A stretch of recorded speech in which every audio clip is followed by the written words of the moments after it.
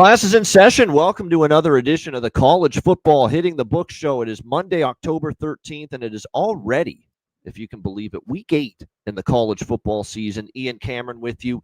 Connor Mack will be along momentarily as well, and ready to break down another week of college football action. It was a pretty good week for yours truly. Really good week, actually. One of the better weeks of the season in college football. A lot of good results that we had on the slate. A lot of interesting results, of course, last week. How about the bloodletting that we have seen as far as head coaches getting canned over the last 24 to 48 hours? Not one, not two, but 3 head coaches this weekend in college football fired and let go following, obviously, this past weekend of games. Trent Bray with Oregon State fired as head coach there. A very disappointing season for Oregon State so far. Trent Dilfer, long overdue, that firing, if you ask me. A terrible hire from the get-go, in my opinion. I couldn't believe that they went in that direction, and it was a disaster from day one. So I have no issues with that. Trent Dilfer getting let go. The only thing I would complain about is why didn't it happen sooner? And then, of course, the big one. It's pretty crazy how things have changed from where Penn State was at the end of last year. With, still struggled to beat the best teams, which has always been his problem. And it's what got him, out at Penn State to begin with. But to see it just spiral out of control and downward the way it did this year for Penn State, losing to Oregon, really being controlled and dominated throughout that game, your first big step-up game of the season. And then, of course, you follow that up with the back-to-back losses. First time ever a team has lost back-to-back games as a 20-plus point favorite against UCLA and Northwestern this past weekend. And to top it all off, then Drew Aller goes down with a season-ending injury. That was enough to say, you know what? James Franklin's lost the team, lost the room. We need a new voice. Enough is enough. And James Franklin fired this weekend as well as Penn State head coach. Don't shed any tears for the man, though. He's only going to get $49 million coming his way as part of that buyout for his termination there at Penn State. So like I said, don't feel too sorry and sad for James Franklin. He'll be fine. He's still going to end up, obviously, making a lot of dough out of this. So it'd be interesting to see where I'm sure James Franklin's going to coach again. It's just going to be a question of where. I'm sure he'll get another job someplace. Be interesting to see where he lands next. Look, very good overall record at Penn State, but he is going to get crucified, unfortunately, for the lack of big game success. You just could not, 4-21 against top 10 teams. That's not Penn State had gotten them to a point where they thought they were national championship contender ready. And unfortunately, they were never able to get up to that point throughout the James Franklin era. And now they're going to go in a new direction and maybe take them over the top. We're already hearing Matt Rule, who's got strong ties to Penn State. I think he was in a walk-on there or something. He has that kind of connection. Of course, he coached in Pennsylvania previously, head coach at Temple years ago. So, Matt Rule, his name is out there. There's Manny Diaz's name is out there because he used to be at Penn State as a defensive coordinator. There's even some crazier things floating around, like maybe Urban Meyer makes a comeback and coaches Penn State. I don't know about that, but like I said, I definitely think when you look at the situation, it's going to be a coveted job.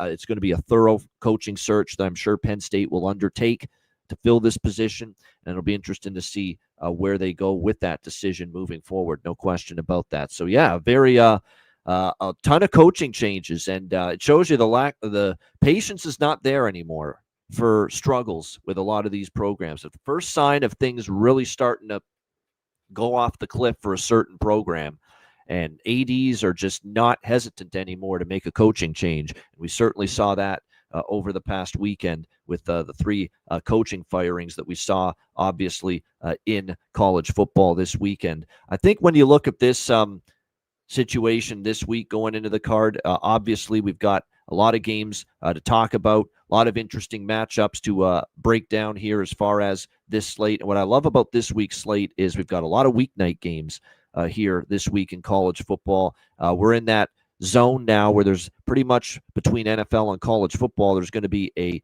game every single day pretty much for the next several weeks. So it's great for all football fans and football bettors out there, that is for sure. So we have a few games, 3 games on Tuesday night. 2 of them are Conference USA. One of them is a Sun Belt game. So nice to get this group of 5 football action here in the month of here in the weeknight slate to get us going. We will begin with New Mexico State and Liberty. We've got Liberty 10.5-point home favorites, 46.5 the total here in this game. This is one where Liberty, credit to them. It hasn't been a great season, but they took care of business pretty thoroughly, pretty decisively against UTEP last week on the road, although UTEP's pretty freaking terrible. We'll get to them in a minute. I'm not laying 10.5 with Liberty. The question is, do I want to back New Mexico State? I don't know if I want to back New Mexico State. I don't know if I want to bet this game. I'll tell you that right now. That's where I stand with this one early in the week. Maybe the under. I still look at Liberty as a team that, going to play slow. The offense is still very, very much a work in progress. It's not like they lit up UTEP's defense. They only scored 19 points. Their defense was very good. Liberty will play slow as well. They're coming off a 37-10 win a couple weeks ago against Sam Houston State. Before that, they played New Mexico, Louisiana Tech, blown out by double digits in both of those games. They do also have wins against Tulsa and Bryant on their schedule, and they do have a winning record, but like I said, the wins were Bryant, Tulsa, Sam Houston State. Pretty porous competition. Their step-up games were non-competitive. New Mexico State, rather, is off a bye week. So that is a positive for them. Like I said, the only side I could consider in this football game is New Mexico State, plus 10.5. The question is, do I get there? That's going to be the question in the end. But I do lean that way right now. I think what's important to note is when you look at Liberty on the offensive side of the football, they are a team that if they can't run the football, they're going to have some trouble.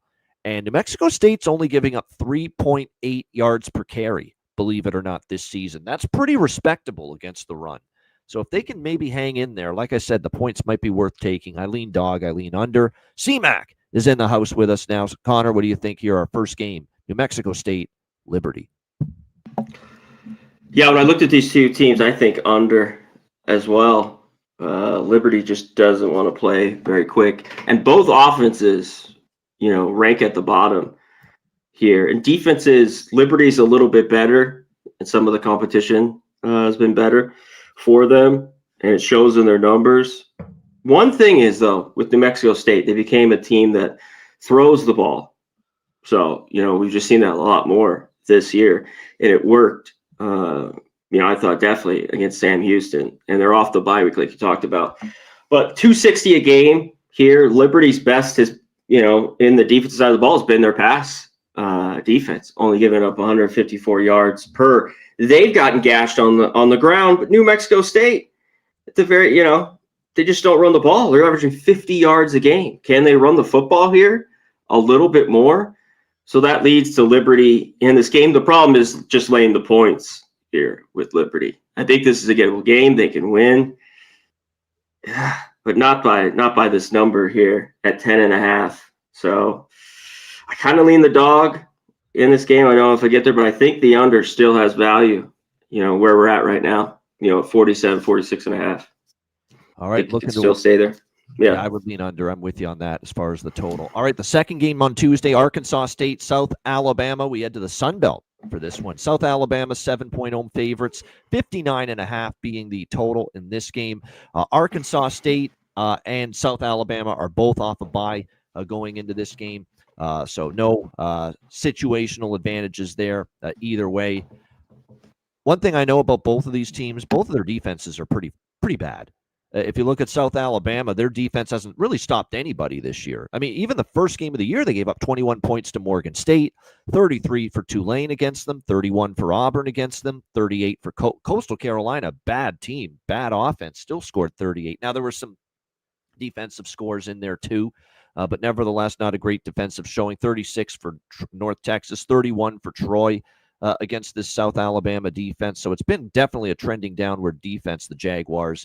But Arkansas State, this goes back even 3 years that this team has really struggled defensively, and they are again here. Although they did beat Texas State 31-30 on the strength of obviously their offense. And they do have a good quarterback in Jalen Rayner. They can throw the football. South Alabama, probably stronger a little bit on the offensive end than they are on the defensive end. So the total here in this game, the over is definitely being under consideration for me when it comes to this Tuesday night game. One thing that's worth noting here going into this one is the South Alabama offense here.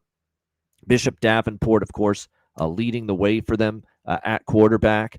This is definitely a team that is running the football far more than throwing it. And you look at the Arkansas State run defense, boy, oh boy, 5.7 per carry allowed, 133 in the country, 212 rushing yards per game allowed for Arkansas State. So it kind of feels like the South Alabama strength, which is running the football with their offense, which is running the football, can play perfectly into by far the weakness of this Arkansas State defense, which is the run. They have not stopped it at all. That's my only concern with taking Arkansas State, because I kind of lean to the Red Wolves.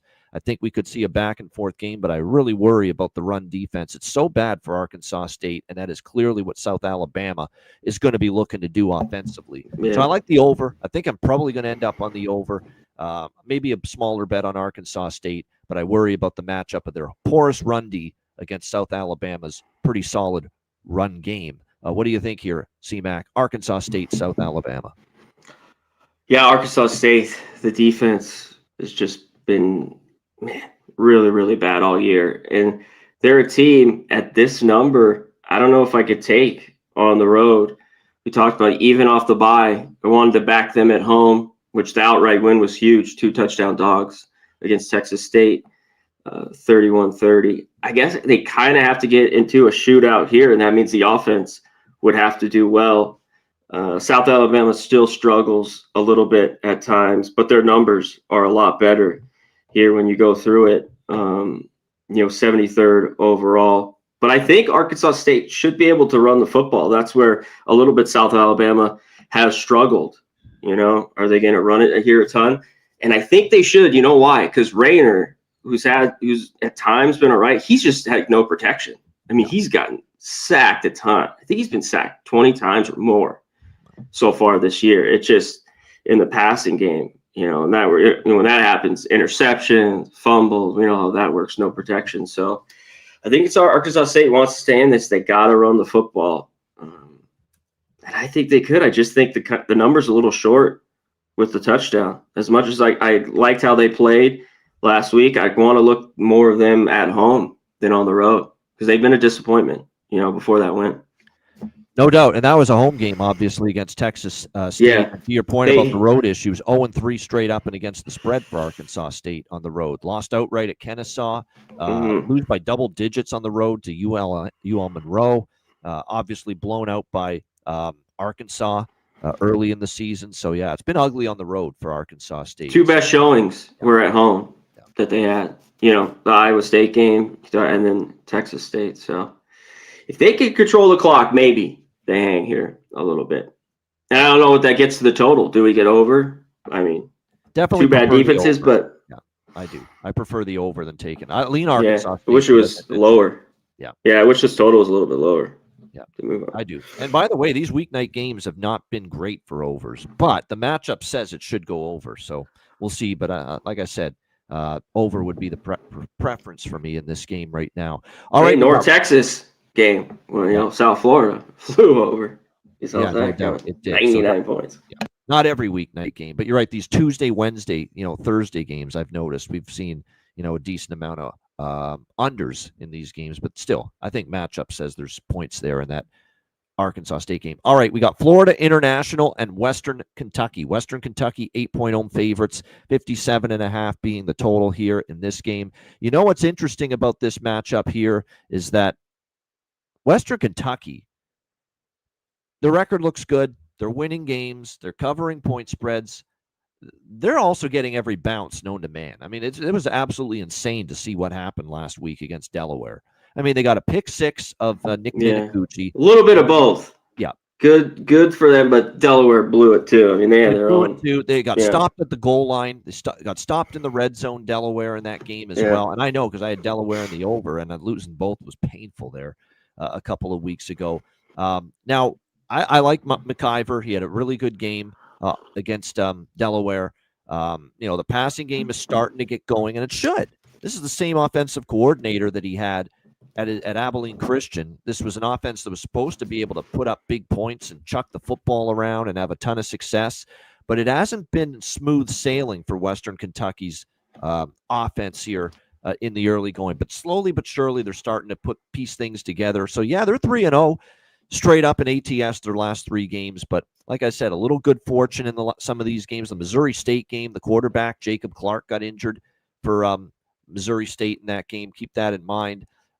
So, like I said, Western Kentucky, we'll see how it goes here for them. I don't know what happened to FIU the last couple games because, you saw that they beat Florida Atlantic. They actually were very competitive with Penn State. Really opened my eyes seeing, it's not bad here what FIU is doing. But the last couple games have not been good, I will say that. The game against UConn and the game against Delaware, they struggled to score points with Kewan Jenkins. And, of course, the defense, 38 points allowed to Delaware. And UConn, that was just over early. You could tell right away, gosh, UConn is just dominating here in this football game. And it ended up 51-10 for UConn there in that game. I still think there's going to be spots to fade Western Kentucky. I still lean FIU here. I don't trust Western Kentucky. I think they're not as good as the record suggests. They've been fortuitous in some of these games. The key stat, though, or the key handicap for me in this game is obviously we're talking about an air raid offense, pass-heavy offense, one that's going to throw the football for Western Kentucky, 90% of the time. And when you look at the numbers here, it's been a pretty bad secondary for FIU. That does worry me.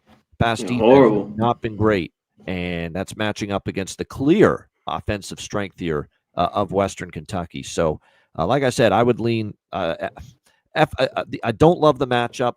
Otherwise, I'd probably take FIU. I'm on the fence right now. This is another one where I could see it going over. If you buy into the matchup advantage for Western Kentucky, then you're probably targeting Western Kentucky team total over here in this game because you're talking about a secondary that's been sliced, taking on a passing game led by McIver that when it's clicking, there could be some big plays happening. So we'll see how this one plays out. What do you think? I also think Florida International, though, offensively off the bye week, can maybe get some things going here. I'm not fully in love with what I've seen from the Hilltopper D. I think you can move the football on them. So I might get there to the over in this one at 57.5. CMAC, what do you think here? FIU, Western Kentucky. Yeah, Western Kentucky, I think, because if this was under a touchdown, I'd like it a lot better here with Western Kentucky. Another game I think they can win and even cover. But 7.5, 8, I'm not so sure. Just because of that defense, they've made enough plays though. In these games, they have a big third quarter against Delaware, then hang on. Don't do anything in the fourth, but get the job done. But yeah, the passing game should have easy time here. FIU's just been horrible. I think they gave up. What is it? What are the over 300 yards almost a game or two? What is it? 275. 275. 300. That's still not good. Oh, it's horrible. I think 127, 128, depending on where you're looking. So they should have success. And I don't know how much the buy here on the road with FIU and this offense could get going, even against a defense like that. So I think you roll that. Their team total should be here. I don't have it pulled. 33.5? I think it is right for Western Kentucky. Yep. I think they could get there with this. I'm not so crazy about it right now. I have to look into it a little bit more, but I think that could get there if you don't want to lay the 7.5, 8. Yeah, I always say with favorites, I'm tempted to at least split it between the spread and the team total over, especially if I think that team is going to have offense. If you think they're going to get success, and in this case, I definitely think they can have that kind of success here in this game off because you worry certainly about those defensive numbers in the secondary for Florida International. They're just not very good at the moment. All right, next up, we've got, as we continue along here, Delaware and Jacksonville State. This is the first of 2 games on Wednesday night. We've got Delaware 2.5-point road favorites, 57.5 being the total here in this game. Oh, my bad. I don't have the weather. The weather's fine on Tuesday. None of these games are expected to be impacted by weather. We have a chance of Actually, it looks like weather's good for a lot of these games midweek. Same thing here. No weather issues, obviously, in this one. Jacksonville State, man, were they lucky last week. I watched that game. Like, Sam Houston State's a bad football team, and it took everything in their power to escape with that victory. I feel bad for Sam Houston State. They played a pretty good game. They kept, I wouldn't say they shut down Jacksonville State, but they finally got offense going. Unfortunately, down the field they couldn't stop the run still. Jacksonville State with Cam Cook at 218 rushing yards. And how about the quarterback for Jacksonville State, Caden Creel? He had 129 through the air, but 132 on the ground. That guy used his legs quite a bit in that one to get the job done against Sam Houston State. So, like I said, I don't think it's that impressive of a victory necessarily for Jacksonville State beating a horrible Sam Houston State team that is still looking for their first win, but they escaped with the last-second field goal from Grant Ripa at the end, 29-27. Now they go back home to face Delaware. Delaware comes into this game off a bye week. I like the spot off that tough, misleading loss against Western Kentucky because they lost the turnover battle. They were still able to move the football, but unfortunately the turnovers really hurt Delaware in that game. I still like what I'm seeing from the offense. Nick Minicucci's been solid going into this game. We'll see if he can keep it rolling here. Last time they were in conference play, Delaware on the road, they went to FIU and they put a whipping on FIU, 38-16 in that game. I think Delaware might be the side here. I like the spot. Off a bye week, Jacksonville State, that to me, that's not a great sign when you're barely beating a lowly Sam Houston State football team. Now, this is one of these games, too, where when you look at Jacksonville State, we said this all the time when Rich Rod coached this team. You've got to stop the run against them because they all run it like 90% of the time. They don't throw it much. And when you look at Delaware, they're slightly below average with their run defense. They're actually worse with their pass defense, Delaware. So, but the run defense is not great. It's not horrible. Like, it's not one of the worst run defenses going Delaware, but it's not great either.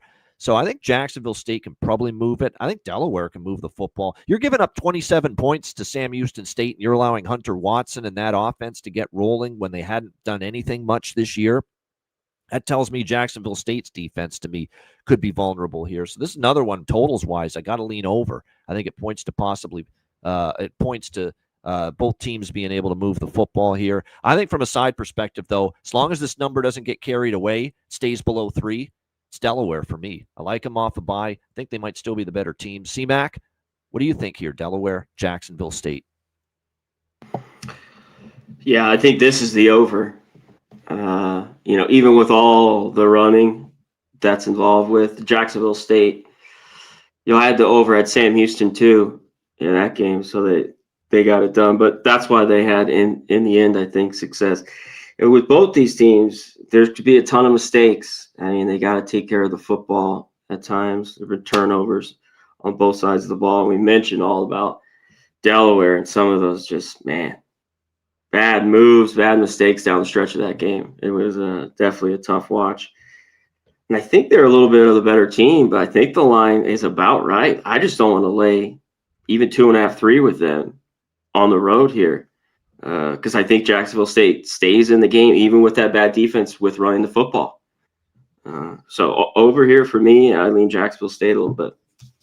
And, of course, JMU is one of these teams, too, that I think as far as their pace numbers are concerned, they are, I think, slightly down from last year, but they're not a snail either. Jacksonville State. They're still pretty good. Middle of the pack, right? Yeah. I don't think they're playing as fast as they did under Rich Rod, but they're still playing above average as far as pace and tempo is concerned at this point in time. Delaware, kind of the same thing as well. They play with pretty solid in the middle of the pack as far as pace numbers are concerned. Delaware's pretty quick. Yeah. Right, with theirs. Top 25. 31st. Yeah, they are. They're 31st. even faster than Jacksonville State. So, yeah, I think over is the way to go here if I'm betting the total. I'm keeping this brief. I've got nothing here. UTEP and Sam Houston State. I went mining for units with that pickaxe last week, and the axe hit me in the head. because UTEP was freaking terrible against Liberty last week. So I'm not laying 3 with UTEP on the road. You kidding me? No chance. UTEP 3-point road favorite, 47.5 the total. But my alternative though, CMAC, is I'm going to bet Sam Houston State at only +3 and expect them to win a football game after what I saw last week. The effort was good. They played better, no question. But you got to win. And if you're going to take Sam Houston State at only +3 here, you pretty much have to win the football game or come very close. And I don't trust them to do that right now. So, yeah, as you can tell, I want no part of this game. I'll be lucky if I even put it on for a couple of seconds. I don't even care anymore who's quarterback for UTEP. Obviously, Malachi Nelson deserved to be benched. No question. He was terrible. But, man, you mentioned it last week when we previewed the UTEP Liberty game. Is Skylar Locklear all that much better? No. The answer is he's really not all that much better. 53% completions, 1 touchdown, 3 interceptions so far this year. Again, this is a winnable game for Sam Houston. They showed a pulse last week. They should have beat Jacksonville State. They had them beat. And then, of course, Jacksonville State goes down the field and gets the last-second field goal. A winnable game again for Sam Houston State, but I don't fully trust them. And there's no chance I'm laying it with UTEP on the road. So pass for me, CMAC. What do you think? Yeah, no way. I'd take UTEP either. And, this is a game they could win. You can't lay 3 points with this team. Just no way. We saw Sam Houston, in that stretch where they were just horrible. The defense is bad. Everything that's gone on, all the players that left. But they still just, those games, they hadn't had any at home except the UNLV game, and they kind of just let that slip, I thought. And I don't think do we have UNLV this week? We can get to them. What a crazy game. They got it done again. I don't normally do Mountain West games on our Monday show, but it's a big one. I said we got to put it on the list this week. Yeah. So we'll talk UNLV Boise State later on. Yeah, we have it on later. So we'll get into that. But I thought Sam Houston did some things better. They were at home, and that's why I liked them so much, catching over at least it was 9, got all the way down, I think 7 by kickoff. When I see this total, their defense still isn't good enough for me, even how slow and bad the quarterback play is for UTEP, to look at the under. Because UTEP games, that's where I want to look at them, is the under. But Nelson, Locklear, doesn't matter who the quarterback is. They're awful. Maybe they have a tad bit of success, but they still turn the ball over. The completion percentage is awful. So this is Sam Houston for me. Sam Houston or nothing. And I'm going to stay off the total like I talked about. I still think Sam Houston's defense isn't there, and they could give it up. Yeah. Even to a horrible UTEP team. And one thing with their side of the ball is their defense a little bit with UTEP. If they're in this game, they got to lean on that, here big time, because that's kind of been the only maybe little thing to hang your hat on for this team, has been their defense at times in games. So Sam Houston, nothing. By the way, Sam Houston State is a team that slowed down their tempo the last couple of weeks. They are not going as fast as they did early in the year, and I think Phil Longo's getting a clue that, hey, our offense has been sputtering. He's got to wait till Watson's got to bring in his own to run that offense. Yeah. They'll crank it up when he's got a quarterback that can fit his, wants to throw the ball more, can throw the ball a little bit more consistency, more accuracy, and Hunter Watson's not that. For Sam Houston State. So, like I said, work in progress there. We'll see if Sam Houston, this is as good a chance as Sam Houston's going to have to get their first win. We'll see if they're able to get it done. All right, Tulsa and East Carolina. We have East Carolina 16.5-point home favorites, 54.5 the total here in this one. Tulsa coming off a bye week where they got slammed by Memphis, 45-7, drilled in that game by the Memphis Tigers. And then lost, of course, the week before against Tulane, 31-14. So it's really been a couple of really, really tough losses, blowout losses in a row for Tulsa. We'll see if they can bounce back. East Carolina, what a weird game against Tulane last week. They looked like they were going to get blown out early. Couldn't move the football. Jake Retzlaff and the offense having success. Then the defense tightened it up. And for basically, they held Tulane to field goals. And the defense was really, really stepping it up. And Tulane's offense hit a wall. East Carolina comes all the way back, takes the lead, and then it's a run out for Tulane at the end. So roller coaster of a game that ends with Tulane victorious 26-19. This offense has definitely slowed down in recent weeks. We talked about how good it was when Blake Harrell took over, John David Baker, the offensive coordinator, and what a good job they were doing initially. While the offense is 5.7 yards per play, 76th in the country, hasn't been great this year. The passing game is strong. Overall, they're still throwing the ball quite a bit. The run game has really struggled for them. Tulsa's run defense has struggled. So something's got to give there as far as that matchup's concerned. East Carolina's the better team. We know that. If their offense gets humming against a Tulsa defense that's been absolutely brutal, this could get ugly again. But is East Carolina the kind of team we're fully on board with trusting as a double-digit favorite? You go back to last year, November, and I believe this was post-coaching change last year when East Carolina played Tulsa. 16.5-point favorites at Tulsa, and it was a 38-31 East Carolina victory outright. The East Carolina victory, but Tulsa covered as a 16.5-point dog in that game. So this might be one of these games where it's hold your nose. Tulsa struggled, but they're off a bye. They only lost by 7 to ECU last November. This could be too many points, in my opinion, for East Carolina. C-Mac, what do you think here? Tulsa, ECU. Yeah, that game was pretty crazy. The ECU game you talked about. They're down and they come back, take the lead, and lose it there in the fourth. It was just a little bit wild. Lands right on the number 2. Tulsa, this offense at times. Francis, he was horrible. I thought they'd at least get a couple scores in that game against Memphis, and they didn't. They kept it under. He had 3 picks also in that one. But they are off the bye.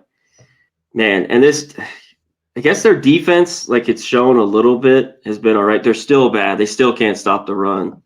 They give up 181 yards a game, so ECU should be able to kind of do what they want. I just think the number's a little bit big, but it's not over. This is one where I like 17.5. I love 17. Yeah, 17. Yeah, 17, 17.5. Yeah. I think so too. Tulsa kind of always gets up and plays ECU tough. ECU is at home, and yeah, they do have the better quarterback in this game. But laying numbers like this is just not a spot too much where I'd like to back them. So as of now, I'm off. My one fear is I take Tulsa. If Tulsa could score, they have to be able to score. If they score, this game goes over too. Yeah. They've struggled though. It happened against Memphis, where if that doesn't happen, then it stays under. And we'll see how this ECU defense is, which has been all right at times. Oh, the shutdown Army. They've been better in that game last week against Tulane. The longer it went on. Yeah, some of the numbers for them, they've been all right this year. ECU. And the last time ECU played a Thursday night home game was just, Army 28-6. They won by 22, blew out Army. So, it's not an easy decision to say, yeah, let's take Tulsa with how they've looked. But they're off a bye. They played ECU tough. My fear is I take Tulsa. They're in the game, down by 7, and then a couple mistakes. Kirk Francis is a mistake-prone quarterback, and this is just a guy that doesn't seem to be getting better, played here at Tulsa. And he's, not the most reliable guy. He's barely completing 60% completions. He's got more INTs than touchdowns so far this season. That is my concern. He's a tough watch sometimes, yeah. Yeah, he is. Sure. But, I'm still leaning Tulsa there. All right, let's go to Friday. Louisville, Miami. We've got the Miami Hurricanes 13.5-point home favorites, 53.5 the total here in this matchup. Obviously, Miami number 2 now as far as the polls are concerned with their 5-0 start.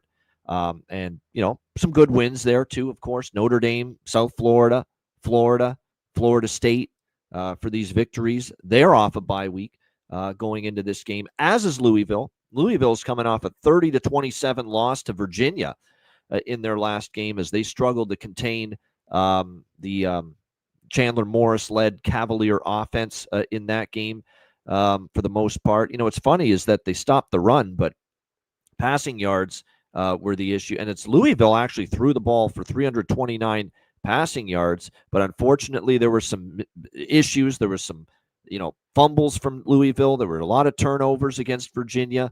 Virginia also got a pick 6 from Miller Moss in that game. Miller Moss has had some good moments, and Miller Moss has been terribly sloppy and careless at times with the football. And my concern here, C-Mac, is if he's careless and sloppy with the football here against Miami, they're going to get rolled.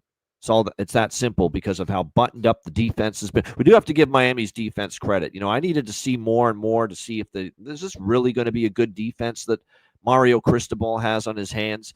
Well, they've been very good. They shut down Florida. They shut down Byron Brown and USF. When you look back on it in retrospect, only holding C.J. Carr and Notre Dame to 24 points is actually not bad because of how good the Fighting Irish, have been as far as moving the football. So this is a really good Miami defense. If there is a weak point in the Miami defense, if there is one, it's more so in the secondary. They've been very good against the run. They're not giving teams anything on the ground, 2.8 rushing yards per game. The good news is Louisville hasn't been able to run the football much this year. Most of their offense has come through the air, and that has been the slightly, and I'm not saying Miami's secondary is bad, and Louisville's going to carve it up, but it's been slightly the worst part of the defense for Miami. If there is one, it's their pass defense compared to their run defense, and obviously Louisville is a team that throws the ball a lot more than runs it. 12th in pass attempts, 120 in rush attempts.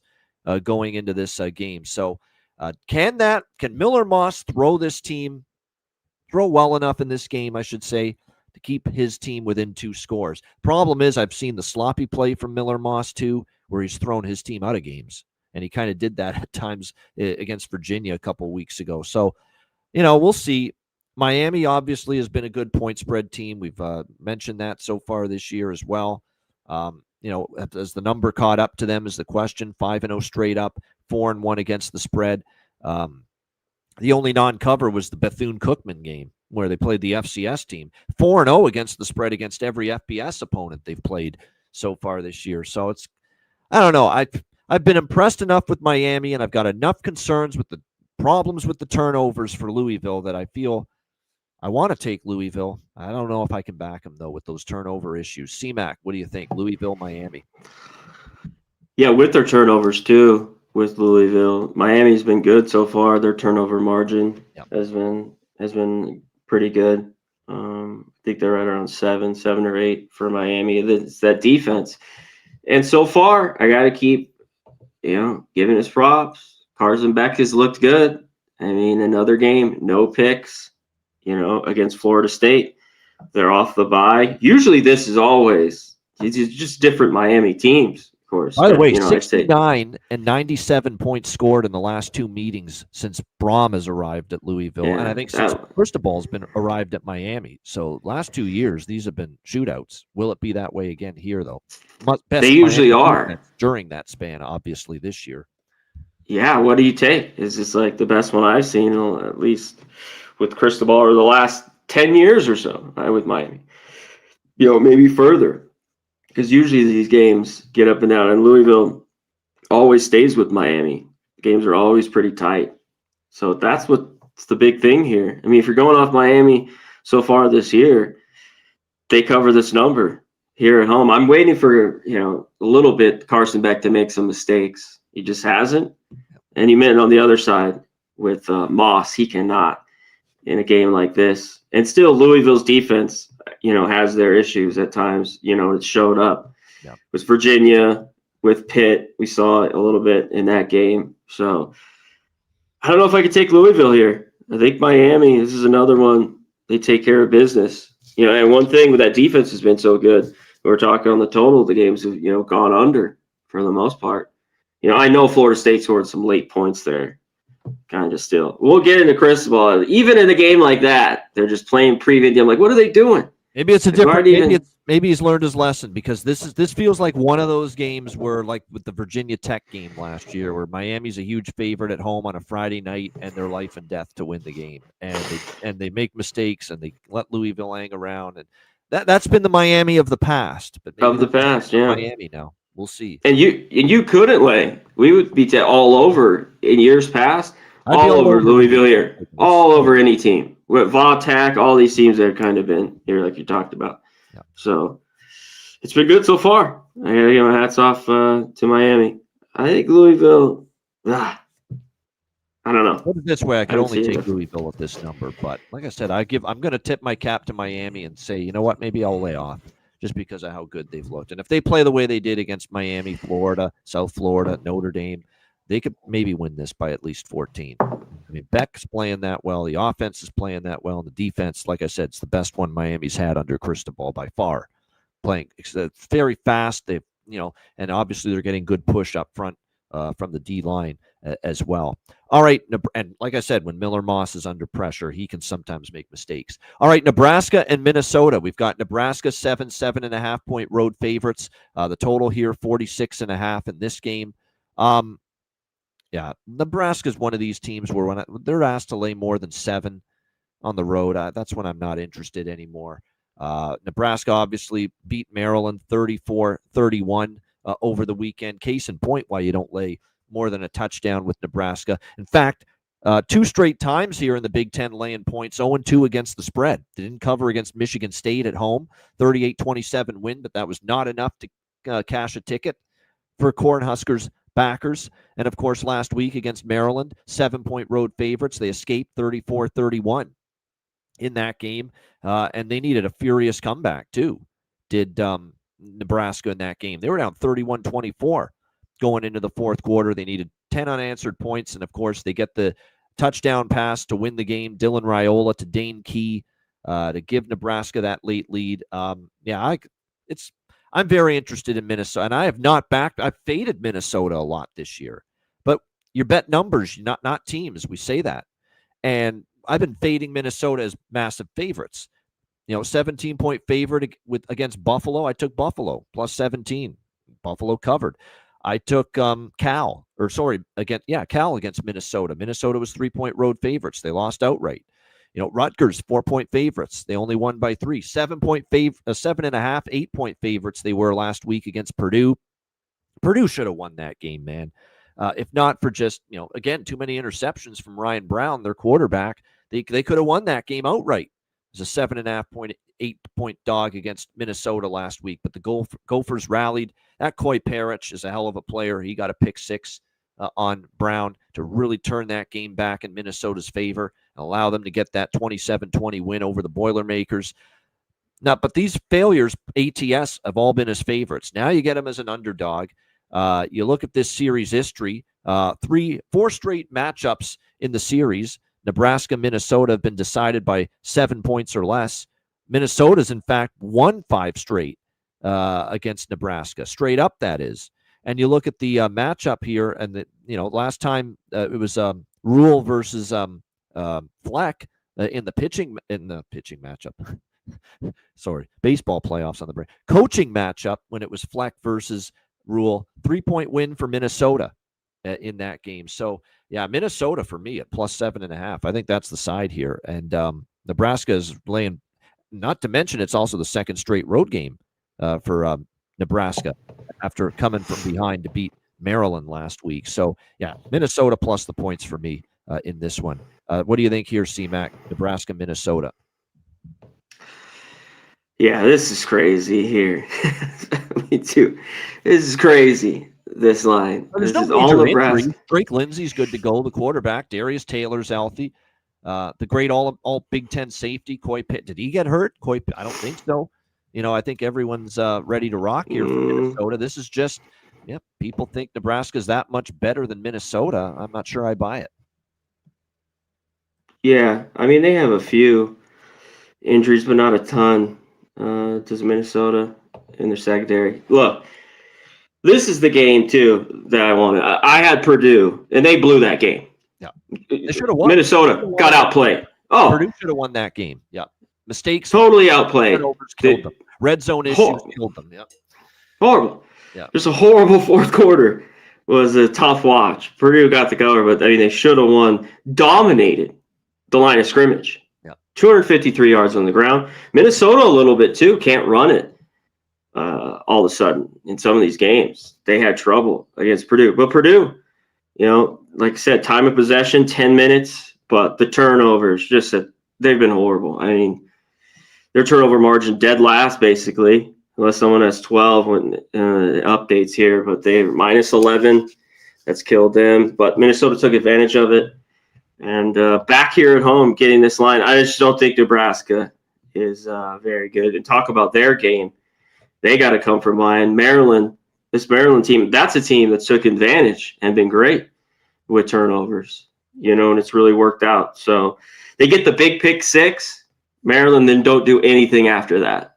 It was just kind of another bad fourth quarter to see these teams kind of shut down, especially Maryland at home. Back-to-back weeks, they're winning football games against Washington, Nebraska, and lose. But if you have them, they covered again. So with Maryland, they get the job done. But Raiola, I don't trust him. Nebraska's defense is very good. Minnesota still has problems, like I talked about. They couldn't stop the run versus Purdue. But this line's too big. Minnesota always plays them tight and tough. 7 and a hook. I'm on Minnesota here. Even for how bad they look, you have to take them. Nebraska's are frauds too. I mean, and in this another year, the losses are going to start to come. We'll see. I think it'd be a big win just to win here. I don't think they cover, but I think they could get out of here with a win, a 3-point win. But yeah, too big a line.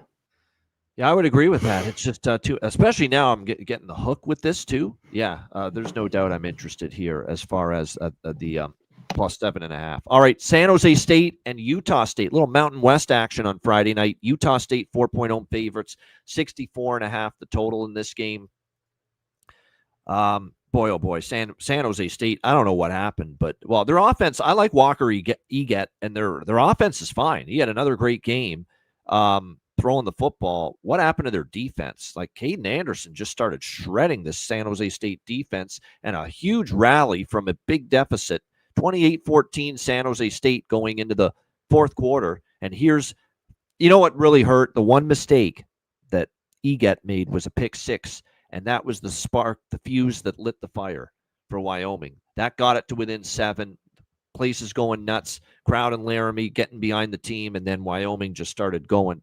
Touchdown, tie it, and then, of course, another touchdown in the final minute, and a couple mistakes by San Jose State. Brutal loss for San Jose State in that game.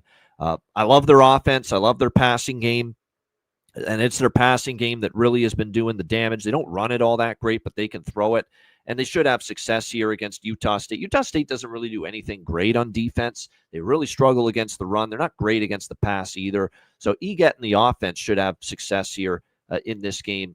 Moving the football for sure. That being said, on the flip side, I like the way Bryson Barnes is playing for Utah State. Now, it was a back and forth affair for them against Hawaii on the island last week. They certainly played good enough to win. It was the defense. Could not stop Micah Alejado last week in that game. But Utah State has got an offense that's capable of running the football pretty well. They're capable of throwing it at a pretty decent clip as well. The San Jose State pass defense in particular, and we saw it against Wyoming on full display, and that's not a great passing attack Wyoming has, and the San Jose State still got lit up by that passing game. So I'm just going to the total here. Give me over. I know it's a high total, 64, but you're going to get tempo. You're going to get two teams that are, in my opinion, better offensively than defensively. So I think we see a lot of points here. Weather doesn't look like it's going to be an issue here in Logan, Utah. 8-mile-per-hour winds, no rain, should be fine. I think there's a lot of points. I don't trust either defense. Sidewise, I don't know if I get involved. Numbers in a good spot. Maybe Utah State at home, but my rule is I don't lay points with more than a field goal with a bad defense. So yeah. I think the over is just the best selection here for this game. CMAC, San Jose State, Utah State. Yeah, this one is pretty tough. It just maybe the total does get here in the end. I think Utah State, even their team total. Because you talked about either 3.5, 4. The defense is very good. I mean, we saw Hawaii in a game that they're in, at halftime, just don't do anything. And the defense get horrible. I think they gave up. It was like a field goal, touchdown, just in the game. Did nothing another fourth quarter from Utah State. Barnes had a pick in that game. So, and the defense just isn't there at all. But they're back here at home. This is where you back them. So just if laying even though I think they win this game, I think you just go with their team total. I think they get enough from San Jose State, who just that was a collapse. Watching that Hawaii, the the whole recap too, watching that, just kind of how well they played early in the game, and to see, wow, this Wyoming team, even at home, just come from the dead, score 3 touchdowns in that football game and win. So hats off to Wyoming getting the W there. But they have the offense with Egan to keep them in this. That's why they could hang around. So I just think Utah State, you go with their team total in a game like this. Utah State at home, though, is the spot you want to look at them with this offense, especially after such a bad game, their last game. I think they play a lot better in this one, maybe even early. It's just taking a team like this first half, man, like you got to trust the defense. It couldn't, they could be down 20-17.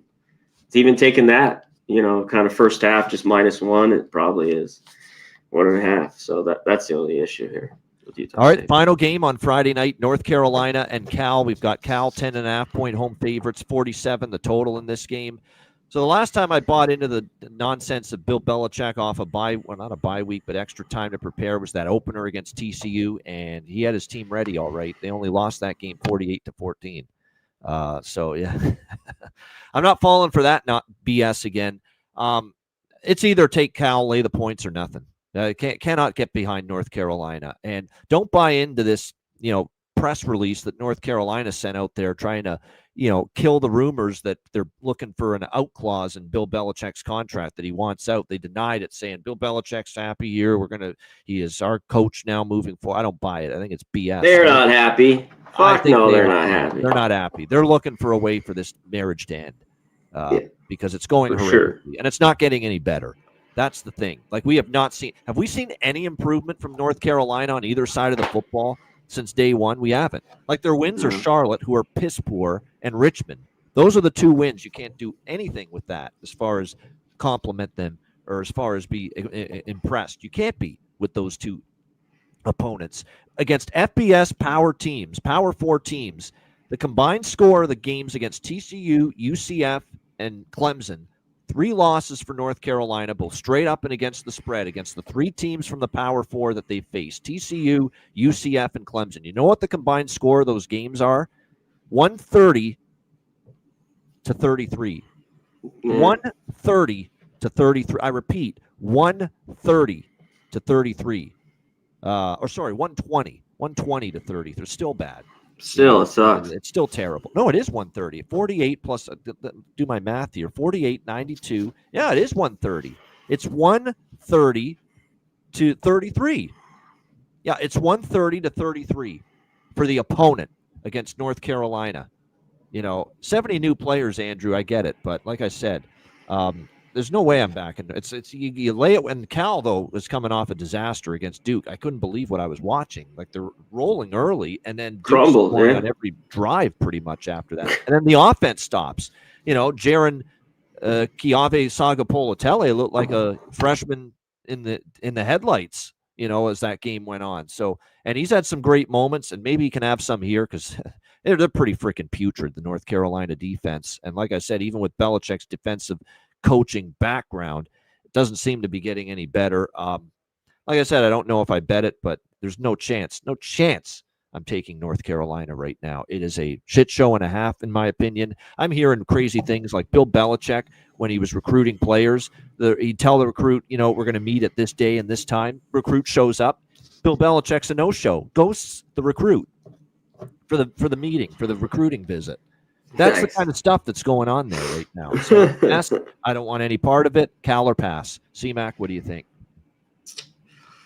Yeah, I think so too. I think Cal plays a lot better. I was thinking maybe early first half with him. And it is crazy time zone, right? Or late game Friday night, team traveling to the West Coast. The Cal's feasted on some of those spots in the past. 10:30 Eastern start time Friday night.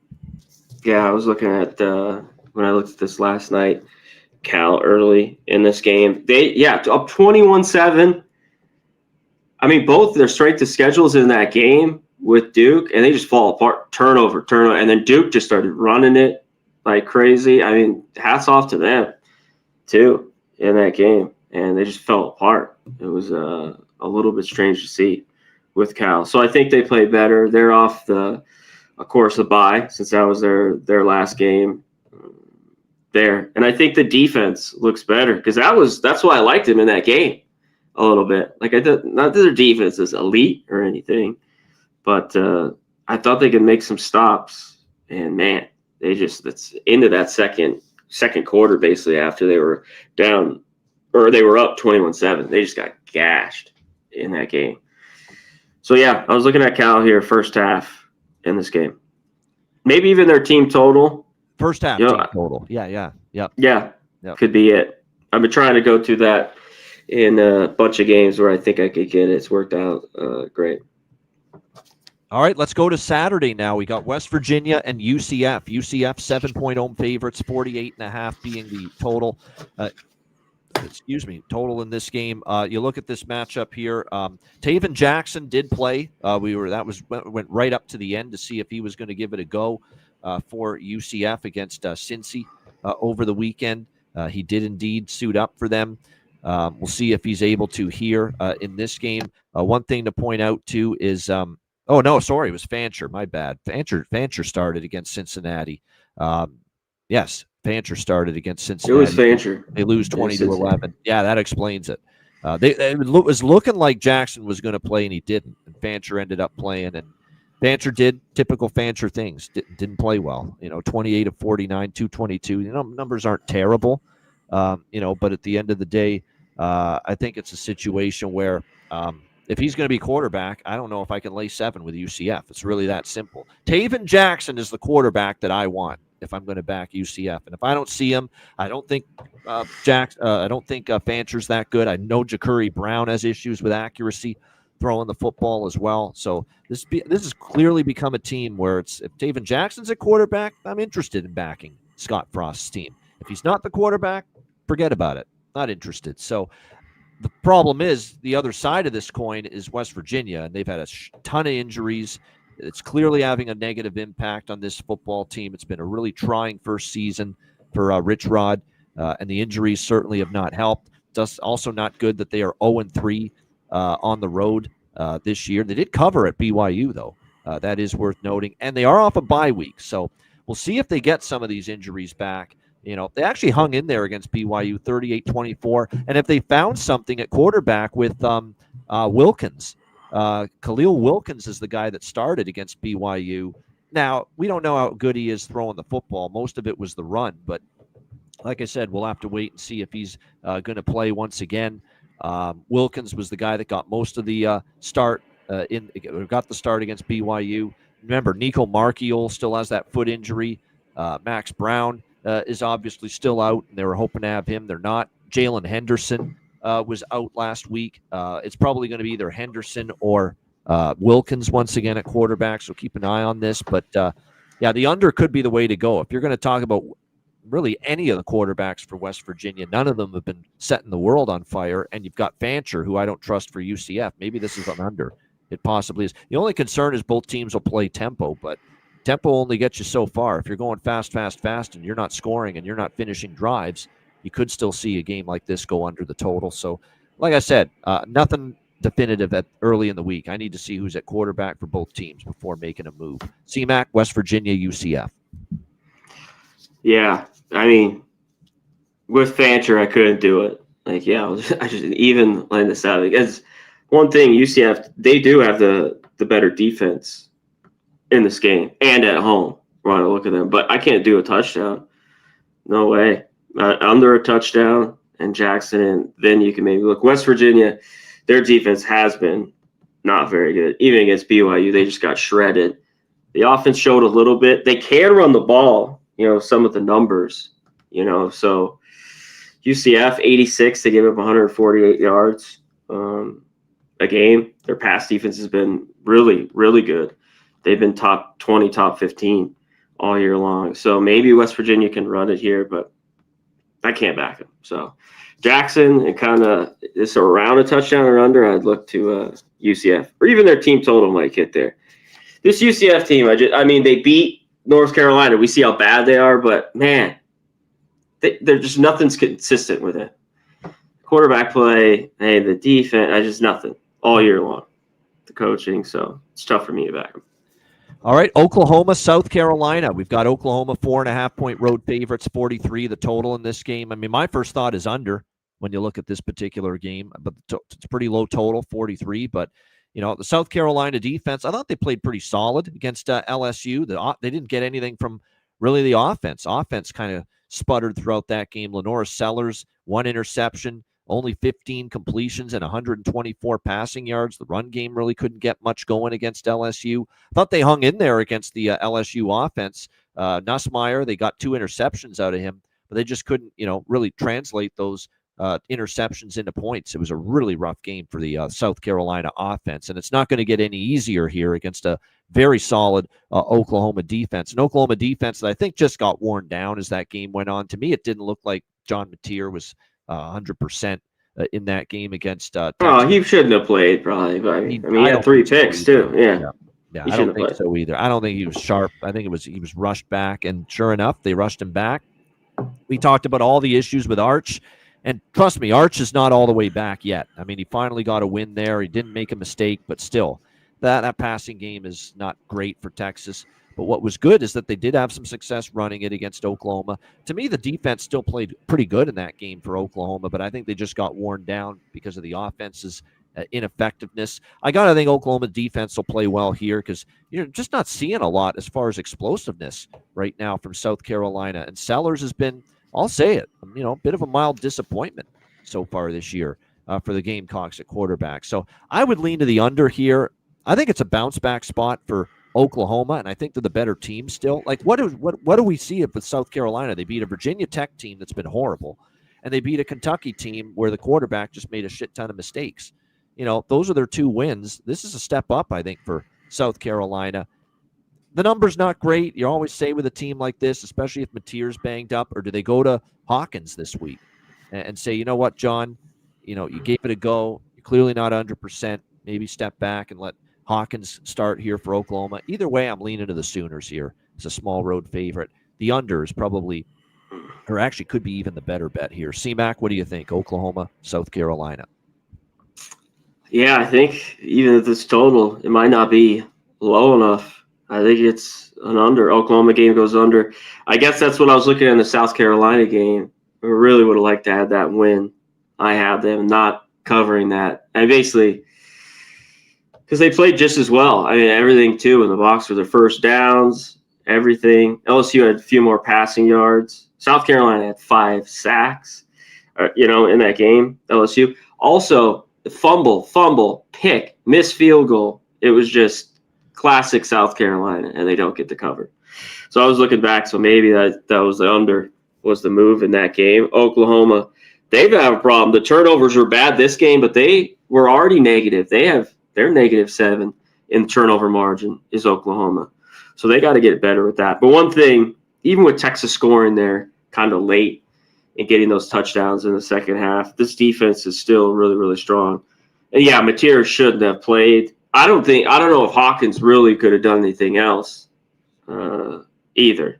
They would have just had to been able to run the ball. And I don't know if they could have done much against Texas in that game. So I think you just look at the under here. I think Oklahoma is the better team, but I lean their way in this game. Maybe in South Carolina, they are at home. Yeah, their team total under, but I think you just go under the full game because that offense still is a problem. Yeah. I think Oklahoma. Like I could see this being like 24. 24-17. That kind of win. Yeah, stays under, and they just win by just enough of a margin to get that point spread cover. But I think it's a nice bounce back for Oklahoma, and I do think they're the better squad right now. How does it Oklahoma? You know what they'd have to get in that game, South Carolina, real quick, is like special teams type scores or something, because I don't know how they score on this Oklahoma defense. Yeah, I don't see it either. Like this is they've struggled to score against Kentucky and Virginia Tech, and and because remember 24 points against Virginia Tech, but one of those was a defensive score or special teams kick return. So you're right, they may need one of those if they're going to pull the upset here at home against Oklahoma and that great defense. All right, next up, UConn, Boston College. Boston College 2-point home favorites, 57.5 the total. They are so bad right now, Boston College. I may just take UConn here. just because the things have just fallen apart here for Boston College. It's pretty crazy, but this has now been multiple. Oh yeah, horrible. The team looks like a disaster. They get ripped by Stanford, 0-4 against the spread and straight up the last 4 games. They lose to Cal, 28-24, which isn't bad. At least they were competitive, but they were a favorite at home against Cal. And then non-competitive. They've been beaten 89-17 in the last 2 weeks combined by Pitt and Clemson. So this Boston College team has just hit the shits big time. Big time. Lonergan. How can you back them? Yeah, I mean, it started out so well offensively for they look like they had a pretty solid offense, pretty good quarterback, and then Lonergan has just regressed big time here these last few weeks. It's not saying much, though. Shakir Reisig took over at the quarterback spot in the Clemson blowout loss last week, but it seems like Bill O'Brien is sticking with Lonergan once again this week. Meanwhile, you've got UConn entering this game. I like UConn more as an underdog. I've said that before. You got UConn off a bye week. That's a good spot, in my opinion. Now, the only concern is strength of schedule, right? They haven't played a great strength of schedule so far this year, this UConn team, where Boston College has faced, some pretty tough opponents. So it is a strength of schedule advantage for BC. They've played tougher teams, but they're kind of going downhill at a rapid clip. And UConn, Joe Fagnano at quarterback. They got some receivers. The defense is still a concern for me, but they've tightened it up against, now it's FIU and Buffalo, but they've tightened it up and played better on that side of the ball the last couple of weeks. I still think UConn might be the side here, capable of winning this game outright. Regional rivalry, Connecticut versus Massachusetts, if you will. Off a bye for Jim Moore Jr., extra time to prepare. I think there's enough cases to make here there's enough factors in play here to make a good case here for UConn in this game. C-Mac, what do you think? Yeah, I Boston College is here at home. This is like brief. I got to see it to believe it. They can win a game. We talked about, I guess you could go off. UConn kind of hasn't played anybody, but I think they'll be able to move the ball here. I think they'll be able to run it. Boston College hasn't done anything well. Nothing. All 3 phases. It's just not very good football. So they just can't be backed here, at all. So this is UConn or pass. I know it's kind of regional rivalry. Like normally, this would be BC. They'd probably be favored by 3 or something, or maybe more. And usually, games like this, they win at home. But, man, not right now. This team is in a bad way. Can't You've seen all these coaches get canned? And now the quarterback. Bill O'Brien. Downhill. Oh, yeah. Yep. Yeah, now they can't do – the offense is horrible. Bad recipe right now for Boston College. This looks horrible. All right, next up, we've got SMU Clemson. Clemson 9.5-point home favorites, 55 being the total here in this game. Clemson now getting some love in the markets now all of a sudden with this little renaissance here. A renaissance that's come against North Carolina and Boston College. Let's calm down a little bit. Like Cade Klubnik and the Dabo's got things back on track here. Now you're playing a team that, it's a legit team now, SMU. And SMU's not perfect. SMU has some flaws, but you go from playing North Carolina and Boston College to this SMU team. Now we're going to find out for good, if Clemson's really turned the ship around here. This is the game that's going to prove it. This is the opponent that's going to prove it here for Cade Klubnik. And your defense looking great the last couple weeks against the likes of, like I said, North Carolina and Boston College. Doesn't do a whole lot for me. So let's see how they fare here. Not to mention, I think SMU, last time they faced Clemson, they lost that heartbreaker in the ACC championship game last year with the last second field goal, 34-31. So this is a triple circled spot, I think, for SMU here. Going into this game for Kevin Jennings, of course, the quarterback. I like SMU here. If Clemson is turning 2 straight point spread covers, they look solid. Don't get me wrong, but now, and SMU too is only 1-5 against the spread, so they have been money burners. They have not been good covering point spreads this year. SMU, they've been overvalued. In fact, that Stanford win on Saturday, 34-10. That was their first point spread cover of the year for SMU. Yeah. So it wasn't impressive, but they got it done. Yeah, it wasn't. You're right. They struggled more than I thought they should have in that game. But again, maybe a product of that was this game on deck. Clemson, team that beat them in the conference championship game last year. I think there's a lot of signals that point to SMU at least being competitive here in Death Valley on the road in this game. And keep in mind, this is a 3:30 Eastern game. This is not a night game at Death Valley. And to me, that diminishes some of the home field advantage for Clemson when they have to play in the afternoon as opposed to at night. C-Mac, what do you think here? SMU, Clemson. Yeah, I think SMU in this game, you talked about, they just got by. I thought that was maybe they were looking ahead to this one. And these two teams have fallen, from that game, that ACC title. It's like, wow, SMU and Clemson. SMU finally getting a cover. They got to be able to run the football, SMU. I don't know if they can here. I do think they'll have some success throwing it. And Clemson, to me, I just don't think they're still a very good team. Like they just, they lose to Syracuse. They just beat two horrible teams in North Carolina and BC. We talked about on the road, but they took care of business. 2 touchdown favorites they cover. Now they're back here at home. There's no way I could take them unless things are changing. I don't think this team's very good. And take a look. I guess they're getting a little healthier. Clemson. When you go through their injury report, SMU. Well, they got Antonio Williams with a lot. A couple of weeks ago at receiver. Yeah. That is big. He does matter. That helps stretch the field for sure. Yep. With the playmakers. Yep.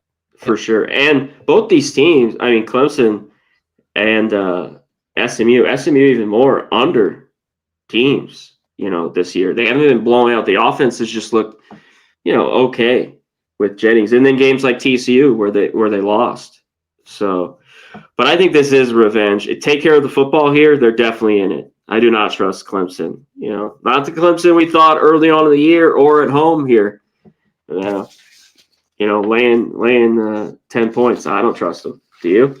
No, I don't. No, it's the SMU will be on the card. I can tell you that right now. Yeah. All right, Georgia Tech and Duke. We've turn the air on here. We got Duke 3-point home favorite, 61 the total. This is a good one in the ACC. These are two teams that, if Miami stumbles and a couple other teams do, these are two teams that could be next man up, if you will, in the ACC pecking order.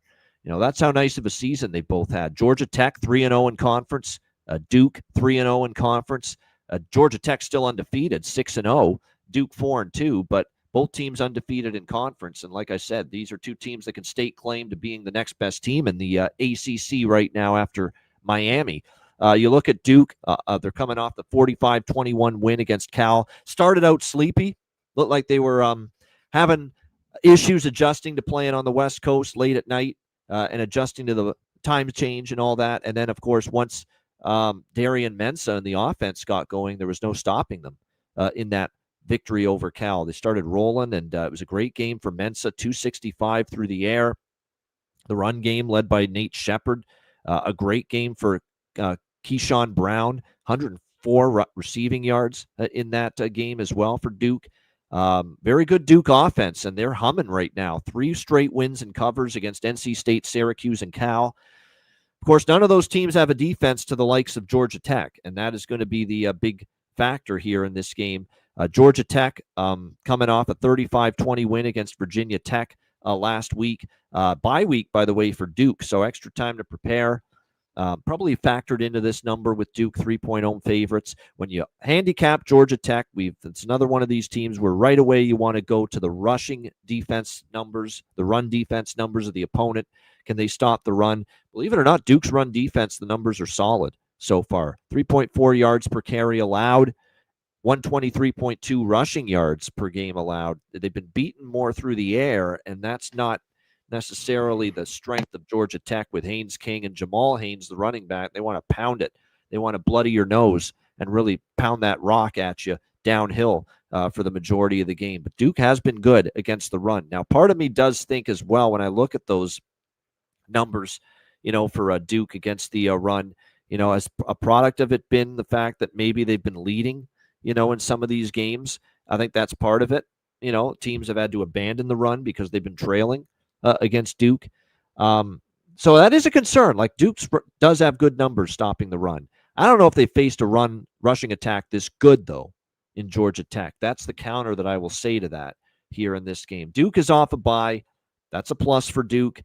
But Georgia Tech's owned this series. They've won 4 straight. Last year, They had no problem running it. Here's the thing: even though Duke's been good against the run this year defensively, Georgia Tech piled up 245 on the ground last year against Duke and won that game 24-14. Duke had issues stopping the run, and my thoughts with Georgia Tech in this kind of a point spread role. When they're a dog, it's a difficult proposition for me to bet against them. So at 3, I lean Georgia Tech a little bit. Do I love it? No, because I think Duke's run D has been good. They are off a bye. That's a plus for Duke as well. But Georgia Tech, whenever they're a dog, that's a tough proposition for me to bet against. So I do lean Tech here. I still think they might be slightly the better team as well. But like I said, I do lean Georgia Tech. They're in the dog role. It's either Georgia Tech or pass for me. C-Mac, what do you think here? Georgia Tech, Duke. This should be a good one. Very good game. Very good game. Duke, we've already gone into just how well they played at Cal. Then they have the bye in this game. This is a little bit of a revenge, I think, for Duke here at home. I think the 3, though, is where you want. Georgia Tech, too. How about that? Nothing crazy, and it wasn't wild, but they do get the cover by a half point as a big favorite last week, which is a rare thing we talk about with them. But they got it done. And who knows? They were probably looking ahead to this game. I think both teams will run the football here. Georgia Tech should have a problem. Duke's defense the last few games has been better. Same thing with the offense and taking care of the ball from those early mistakes. If they do that, then this game's definitely tight. I think this is just a good one. I don't know. I think the defense here are good. This number is high. I think Duke's offense has shown that maybe this is going to get into a bunch of points, but I still lean under here in this game. Just from the running, Georgia Tech wants to run the ball, and I think they will be able to. So I lean under here. I thought the total was a little bit high. And, yeah, it's hard not to like Georgia Tech, even catching this 2.5, 3 as a dog. And it could be a field goal game, Yep, I agree with that. All right, next up as we continue along here, we've got Michigan State and Indiana. One of the most impressive wins by far this weekend was Curt Cignetti's Indiana Hoosiers going to Eugene, going to Oregon, and knocking off the undefeated Oregon Ducks. That's maybe that is the best regular season win Indiana's had, because the criticism of Indiana was last year when they faced Ohio State, they got whipped. Notre Dame, they got whipped. They couldn't beat the true elites. Well, they finally have their signature win against a true elite team, beating Oregon last week. But now are they ripe for a letdown? They're 26.5-point home favorites, 52.5 the total. I don't know if they are. One thing about Cignetti is I don't think we've seen a lot of letdown situations from Indiana since he's been there. They've usually been pretty consistent. They've kept their foot on the gas. I don't know if I have enough faith in Michigan State to back them. It's more so that because, it was pretty ugly for them against UCLA. Now, credit to UCLA. Jerry Neuheisel will call them plays, and we'll get to that more when we talk UCLA later. And all of a sudden, it looks like a different offense. Totally confident. Nico Iamaleava's having fun again. That Michigan State defense, though, continues to struggle. What surprised me was that Michigan State couldn't do more offensively in that game against UCLA. And if that's the kind of offense they're going to bring to the table at home against UCLA, with UCLA off maybe a bit of a letdown, which didn't turn out that way, but off that win against Penn State, and that's the way Michigan State's going to play offensively. They play that way on the road here in Bloomington. They're going to get drilled. That's all there is to it here in this game. So Indiana coming off a win like that's my one reservation, but I actually think this could get to blowout status here for Indiana. Maybe the over. Indiana's not scared to punch in late touchdowns. Hope that maybe Michigan State can bring a little more to the table offensively here than they did last week against UCLA. But Indiana, certainly, I think Mendoza and company should be able to move the football here in this one. I would lean to probably an Indiana team total over or a full game over here. C-Mac, what do you think? Michigan State, Indiana. Yeah, I don't think there's much of a letdown. It's not the perfect spot. And real quick, I pull up. Who does Indiana play next? Just to double check. Indiana, because you're right. You want to make sure this is not the sandwich spot either. But Indiana after this, hold on one sec. They've got after this at Maryland game. No, they got UCLA at home. UCLA at home. Oh, they have UCLA at home. Okay, yeah. Oh, okay, then at Maryland. Yeah. The schedule is setting up nice. It's such a huge win for Indiana. I mean, look at Oregon. That as dominant as they were, we've talked about on the show. maybe the Penn State win wasn't as big as we thought. Kind of where I want to remind you, too, it was 47-10 Indiana at Michigan State last year, so it was not even competitive. Yeah, it wasn't. Looking at the score last year, I thought that was a team total here. I'll keep it short, or even Indiana first half team total. This defense is great. Michigan State could get those late points. Like you talked about, the offense just in shambles. Yeah, I thought they could do a little bit more. I was all over UCLA too. I had the points at some money line, but they couldn't do anything there.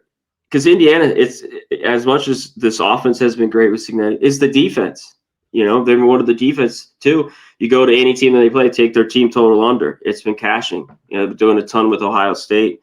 Some of these other teams, I think you could look at that in this game. Michigan State team total under as well. All right, next up, we've got Pitt and Syracuse. Pitt, 11-point road favorites, 56 the total in this game, and we know the Syracuse offense with Ricky Collins at quarterback, it's taken a hit. There's no question.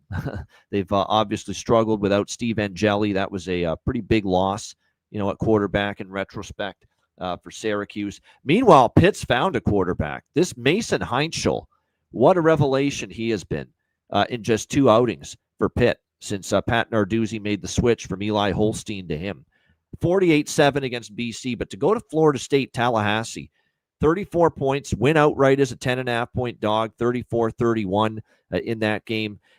He did, and what's impressive is he did have 2 interceptions, but every time he threw an interception, he bounced back, and he moved the team right back down the field and scored. Great mental toughness from Mason Heinschel as well, and he can move around a little bit. He had 64 rushing yards in that game. Desmond Reed had a big game at receiver, 155 receiving yards and 2 touchdowns for Pitt in the win against Florida State.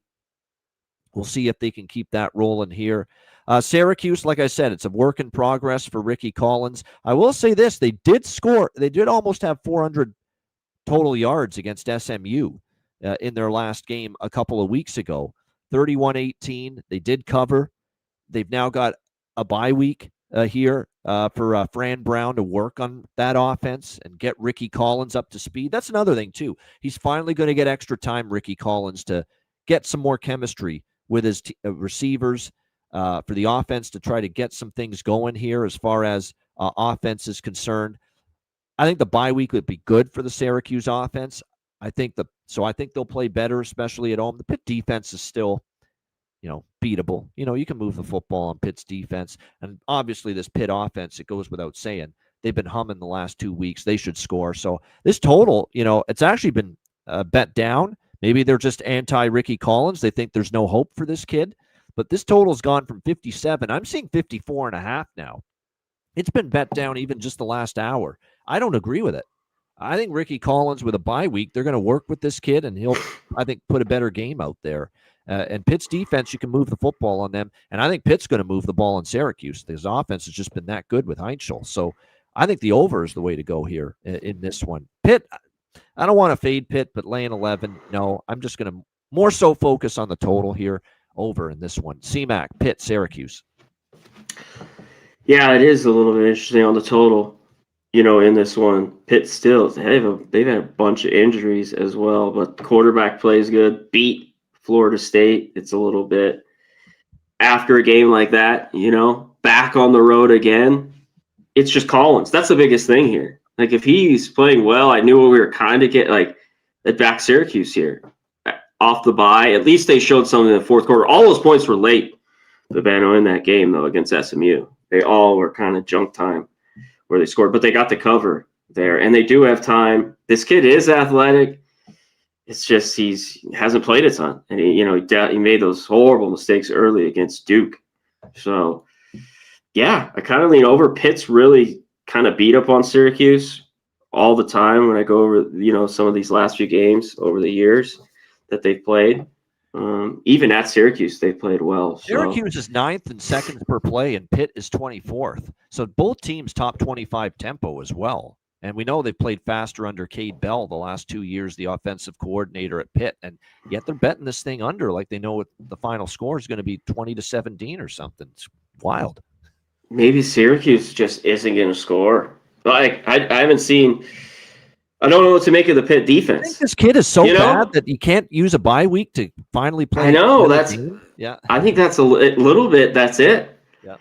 Like if you don't like it, like even the Syracuse team total, but I still think Pitt is able to score. Here, if you don't want to lay the 10.5, look at their team total in this game. Yeah, this is a wait too. I need to. Collins, I just wasn't impressed. They scored some points. To buy a little bit of tough one, and Pitt off the huge win for Florida State. Yeah. All right, Purdue and Northwestern. We both cashed a ticket with Purdue on Saturday against Minnesota. We'll see how they fare here. Another crushing loss. How many more of these crushing losses can you go? Like Barry Odom's got these guys playing hard, and they're certainly you could tell they're improved. Now it's just a matter of you got to finish. You got to find a way to win. Now you're not getting blown out every week anymore like you were last year under Ryan Walters. Barry Odom's got this team competitive. Now it's a question of you got to finish the deal and win some of these games. That's still a work in progress here for Purdue. And unfortunately, now they're only getting 3.5 against Northwestern, which means they got to win this game or come close if they're going to cover the number here. 48.5 the total. It isn't a Northwestern spot, though, that's for sure. Coming off the big upset, 22-point dog against Penn State, beating them outright in Happy Valley last week. It was a good performance. The defense is playing better. Preston Stone has been at least a little bit better here the last few weeks after a terrible start to the year for him. We'll see if he can keep it going here against this Purdue team. You look at series history. Northwestern, they needed overtime at Purdue to beat them 26-20 last year. 8-point win for Northwestern the year before. Purdue won in 2022. Northwestern's covered 3 straight.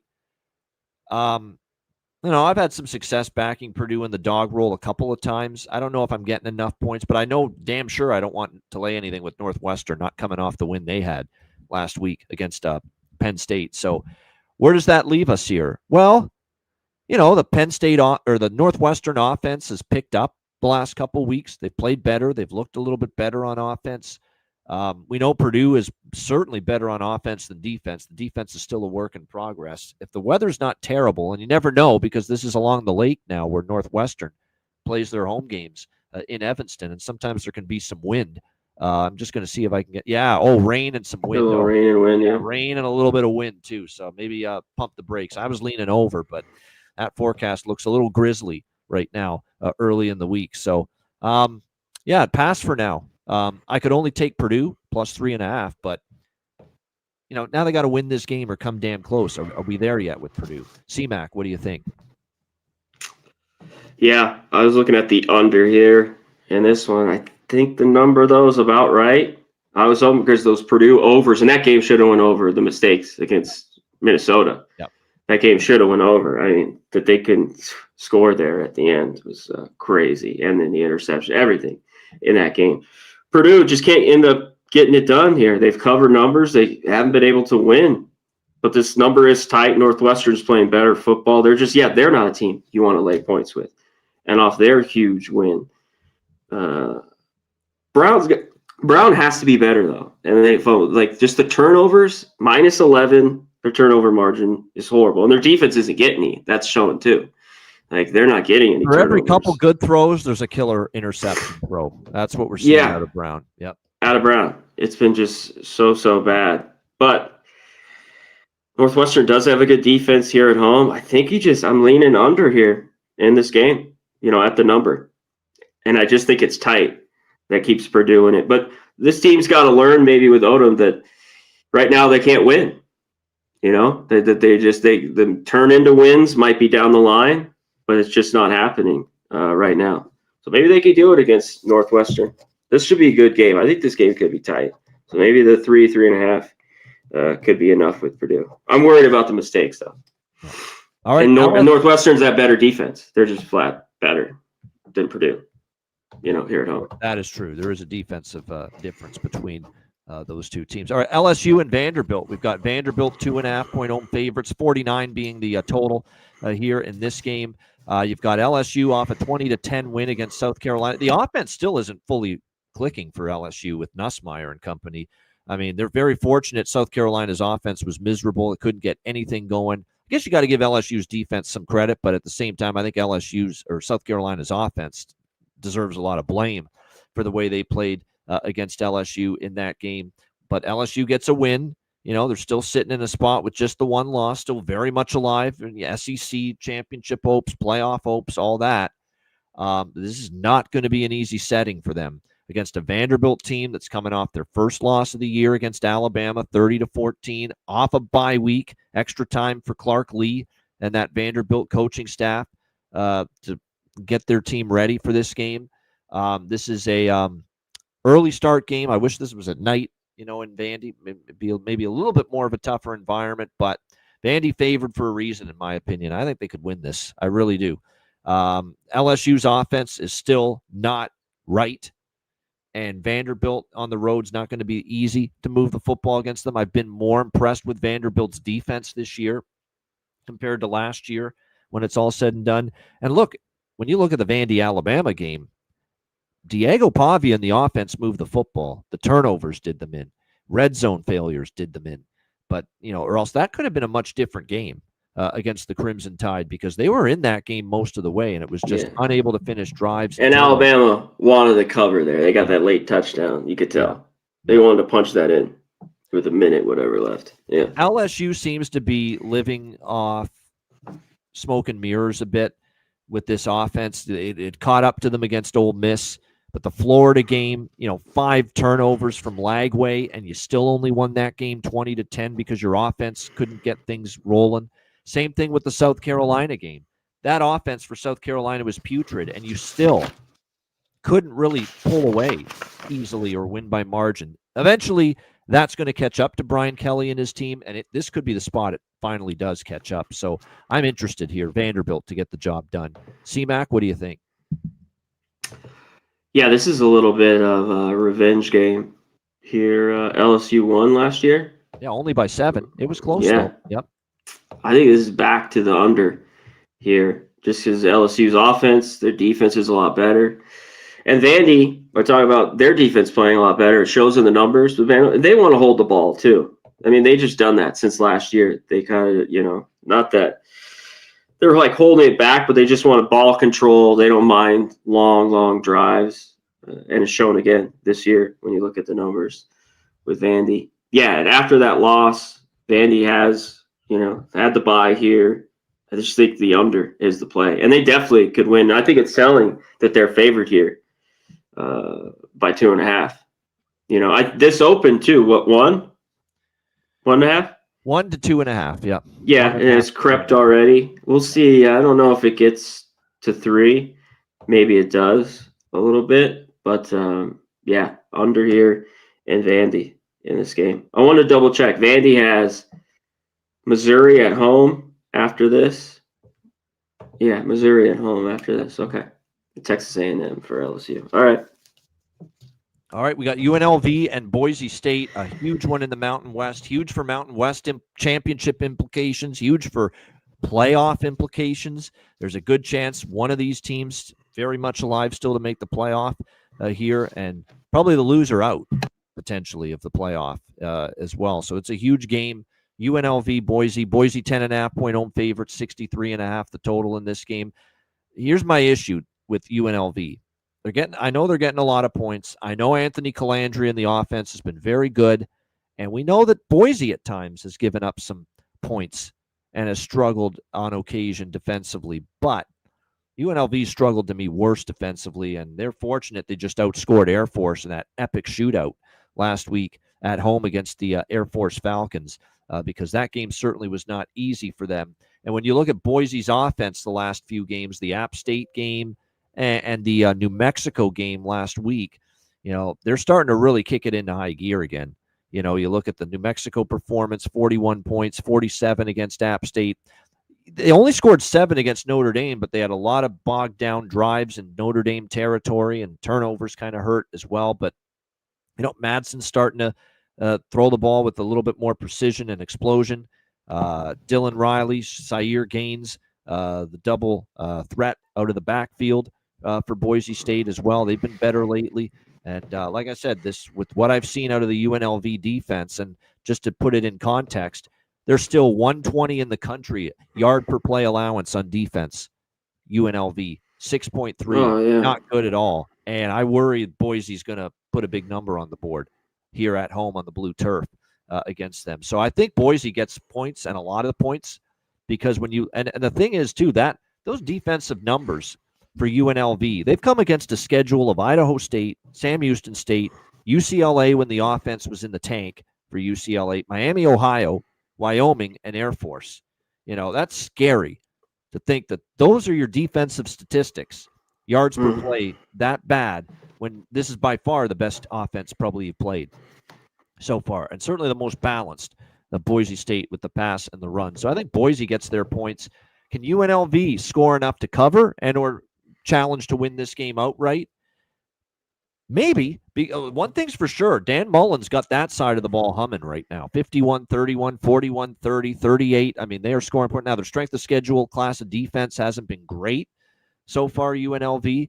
But Boise, they gave up 37 to Air Force.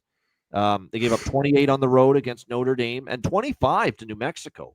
Like, New Mexico was moving the ball, too, against Boise. So this is one of these deals where I don't see UNLV getting many stops, which is kind of why I'm leery to take UNLV. Put it this way, if I were to recommend taking UNLV, I would say to people, take the team total over. Because this could be one of these deals where they get over their team total, CMAC, but they don't cover because they give up like 42 points or something like that, which I could see happening here against this Boise team. So, because this could be something along the lines of 42-28. You know what I mean? UNLV scores a lot, 28, but they give up 42, and they still don't cover as 10.5-point dogs. So if you like UNLV, I would say take the team total over instead. My favorite bet in this game is over 63.5. I think both teams combined to get over that total. CMAC, what do you think? Yeah, it's kind of hard not how this game doesn't go over. Too good weather, good football weather here. Not much wind, 60 degrees. Could be better for Boise in October. For Boise. No rain, no wind.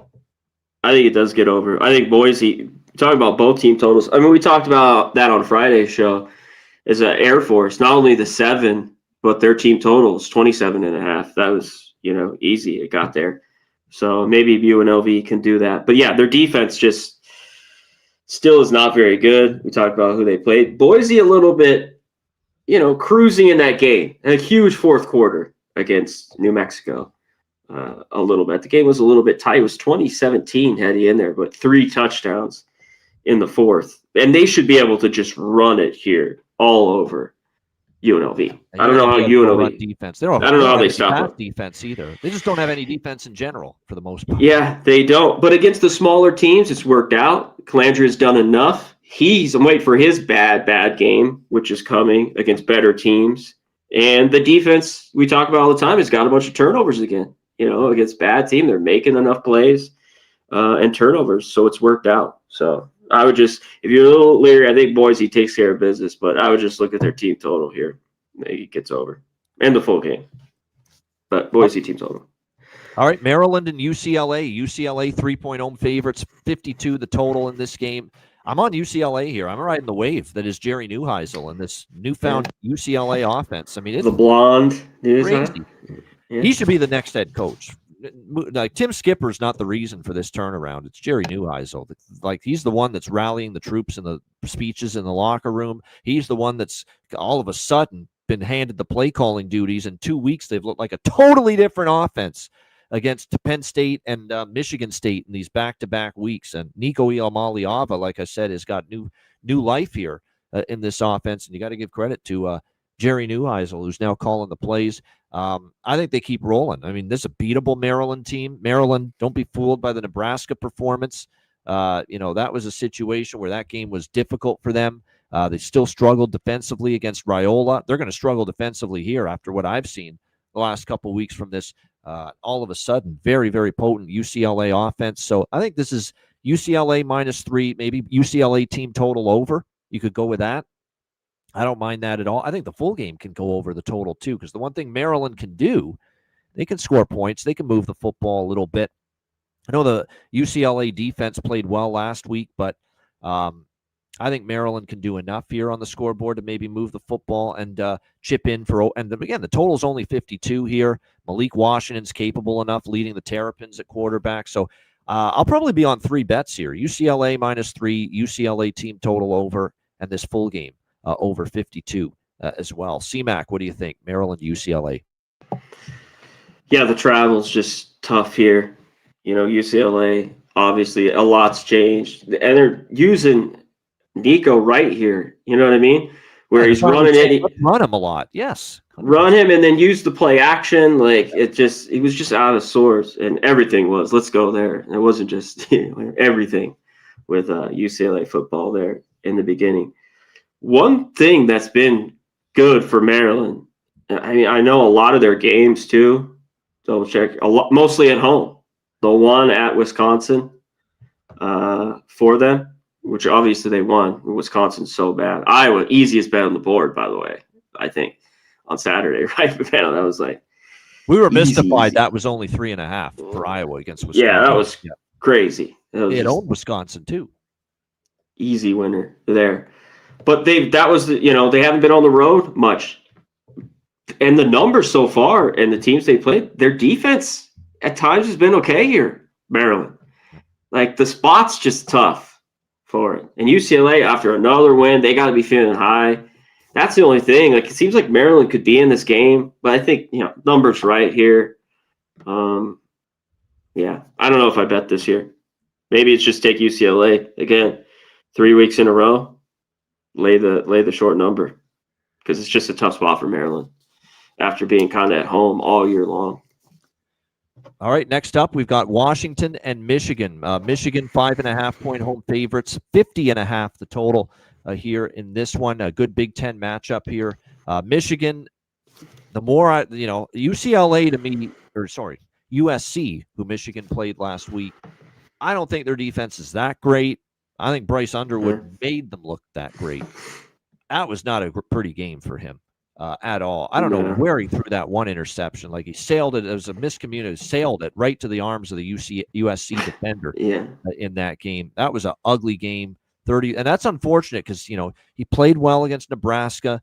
Then he got a little bit worse against Wisconsin, and then he got even worse. Yes, it's been like he was great against Nebraska, and it's been a steady decline from Bryce Underwood in this Michigan offense the last 2 weeks, kind of going in the wrong direction. Washington, very impressive. Jed Fish, Damon Williams, Jonah Coleman. They started sluggishly against Rutgers, but they got it rolling eventually and ended up pounding Rutgers 38-19. They've got a very, very good offense. And like I said, I think one of these deals where, Michigan right now, here's the only concern, right? It's what the only hang up, because I want to take the Huskies here. I think Michigan is going to be hard-pressed to win this game at all, let alone win by margin, because I think Washington can go in there and compete. I know they struggled against Ohio State, but there's a decent class difference right now between Michigan and Ohio State, at this point of the season. I want to take Washington. The only concern is this is noon Eastern, big house, early Saturday, 9 a.m. Pacific time start on the body clock for Washington. Yeah, bingo. And I get worried about that big time, because I think Washington was in this spot last year against Iowa, and they got just rolled in this situation. And that might steer me away from taking them, but it's still Washington or pass. I'm not laying 5.5 with Michigan after last week. Over, maybe? Washington's offense pretty good. Michigan, maybe a little bit of a bounce back on offense here in this game at home as opposed to being on the road, but lean Washington, lean over. Don't feel strongly about either. C-Mac, what do you think? We got to hit our guy, Gorky, my man with the $5 dono. Shout out to everyone. Thank you very much, Gorky. Appreciate that. Yep. In the green. Let's hit up his stuff. Week 8, he's got Bama, Georgia, Texas A&M money line there. He's got BYU money line and Georgia Tech. Nice. Money line as well. Gorky on that one. Shout out to my guy, Gorky. He's already locked in on his week 8 picks. But shout out to everyone else in here, especially Gorky. Appreciate the dono. Shout out to everyone, especially all our members in the green. We appreciate you guys. Everyone here, shout out to you guys. We really, really appreciate it. Everyone up and in here. And just hit the like button. Thanks for coming in. This is a revenge, and then you hit on those two. Revenge from last year. Washington won, I believe, at home.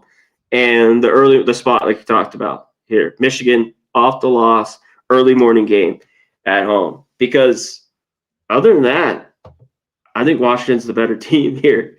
I think they have the better offense. I think they're flat in it. We saw Michigan. I think this defense is good. We talked about it all year, but not great. A little bit. You know, it kind of wore down. And I guess, how much was it SC's? Because I don't think their defense is very good. Michigan's offense isn't great. Alabama, we were talking about.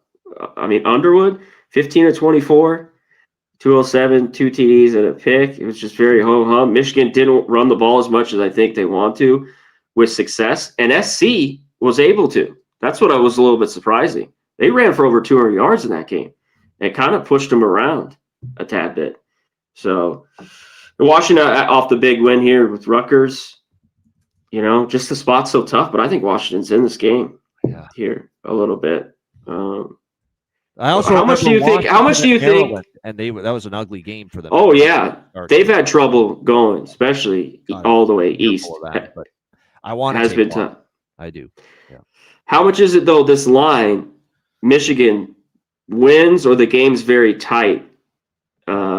Washington maybe doesn't win it, and maybe this could have been a 7. I was thinking. Oh, it would have been 7 or higher. I think it might have been a 7. And Washington. Yeah, week, that was kind of like the only thing. We could have got a 7 maybe here, 7.5. Yeah. But everything I've seen, I mean, Michigan's at home, but I definitely think Washington could be in it. You know, but they've come out and like in that Maryland game, dead flat. Yep. They had to come roaring back. Travel just hasn't been great to them lately. This should be a good one. Great game. Yeah, I'm leaning Washington here early. All right, next up, we've got Mississippi State and Florida. Florida 10-point home favorites, 50.5 the total here in this game. Florida, they're a weird team, man. Florida, I don't know. They have just had they've had some great moments. They beat Texas, obviously, a couple weeks ago, although we've noted the struggles of Arch Manning, you know, obviously in that Texas offense, but still beat Texas is a good win. And then last week against Texas A&M, 34-17, it got away from them. The defense, you know, struggled big time, you know, especially throughout that game with the passing game of Marcel Reed, who had 234 through the air.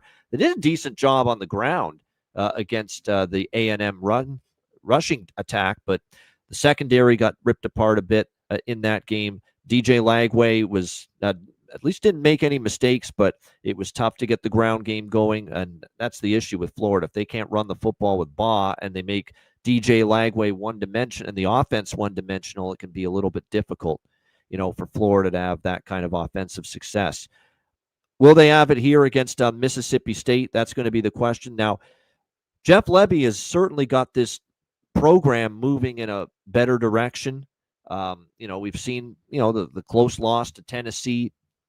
Now, they did get blown out by A&M 31-9, but that game was actually pretty close, and it took until the fourth quarter for A&M to blow that thing open. It was 14-3 going into the fourth quarter. So, you know, there's still been some good positives here from Jeff Lebby, and I love that he's off a bye week. And meanwhile, here's Florida.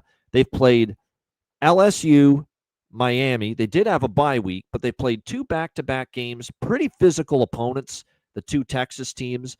Texas Longhorns, Texas A&M Aggies. Now you're playing for a third straight week after those kind of physical games. Mississippi State's back in the role. I like them in catching points. Now, they covered as a home dog. They did not cover as a road dog the last time we saw them against Texas A&M, 31-9. But when you factor in that, you know, both of these teams lost to A&M, you know, it's not really, you know, you're splitting hairs with both of those results overall. I think it's a good spot for Mississippi State here. And again, when you're talking Florida, you know, in this kind of a point spread range, we've only seen Florida double-digit favorites one time this year against an FBS opponent, and that was the South Florida game. They lost that game outright. So Lebby, Blake Shapen, and this Mississippi State team off a bye, I think grabbing the 10 with Mississippi State's the move here. I like that side. C-Mac, what do you think? Well, yeah, you know, one thing, A&M this team played great. I thought their offense was really good. There was a bunch of offense early in that game, and then there was a late score that got that game over. But there was 28 points right away in that first quarter. But A&M kind of wore them down. Florida, I don't know what we get. Shout out to our guy, Gorky, who was on Michigan versus US. Yeah, QB is the problem. Yeah, it definitely is a problem, last year too, obviously. Michigan just had to freaking, run the ball 45 times or whatever it was a game. So, yeah, but both these teams, Mississippi State here off the bye, but their last game, A&M, a little bit similar type game, 31-9. They didn't get it done. But I think Florida at the Swamp, I always think this is a good spot. But what Lagway do we get? If he's money, they could cover this. But if he's not, and the offense, I think Mississippi State could stay in it. And we've already seen the jump with Mississippi State this year. But man, winning the smaller games they should and staying in some games, like Tennessee and covering numbers. So 8-2 ATS, yeah. Yep. For Mississippi State since last year. This year, nice run. Yeah, in their last 10 ATS, no question. All right, Missouri and Auburn. Missouri, 1-point road favorites, 40.5 the total here in this game. Money's come in on Missouri because Auburn was a slight home favorite at 2.5, and it's down to pick 'em. Even Missouri favored by 1 in some spots. I would probably have to agree.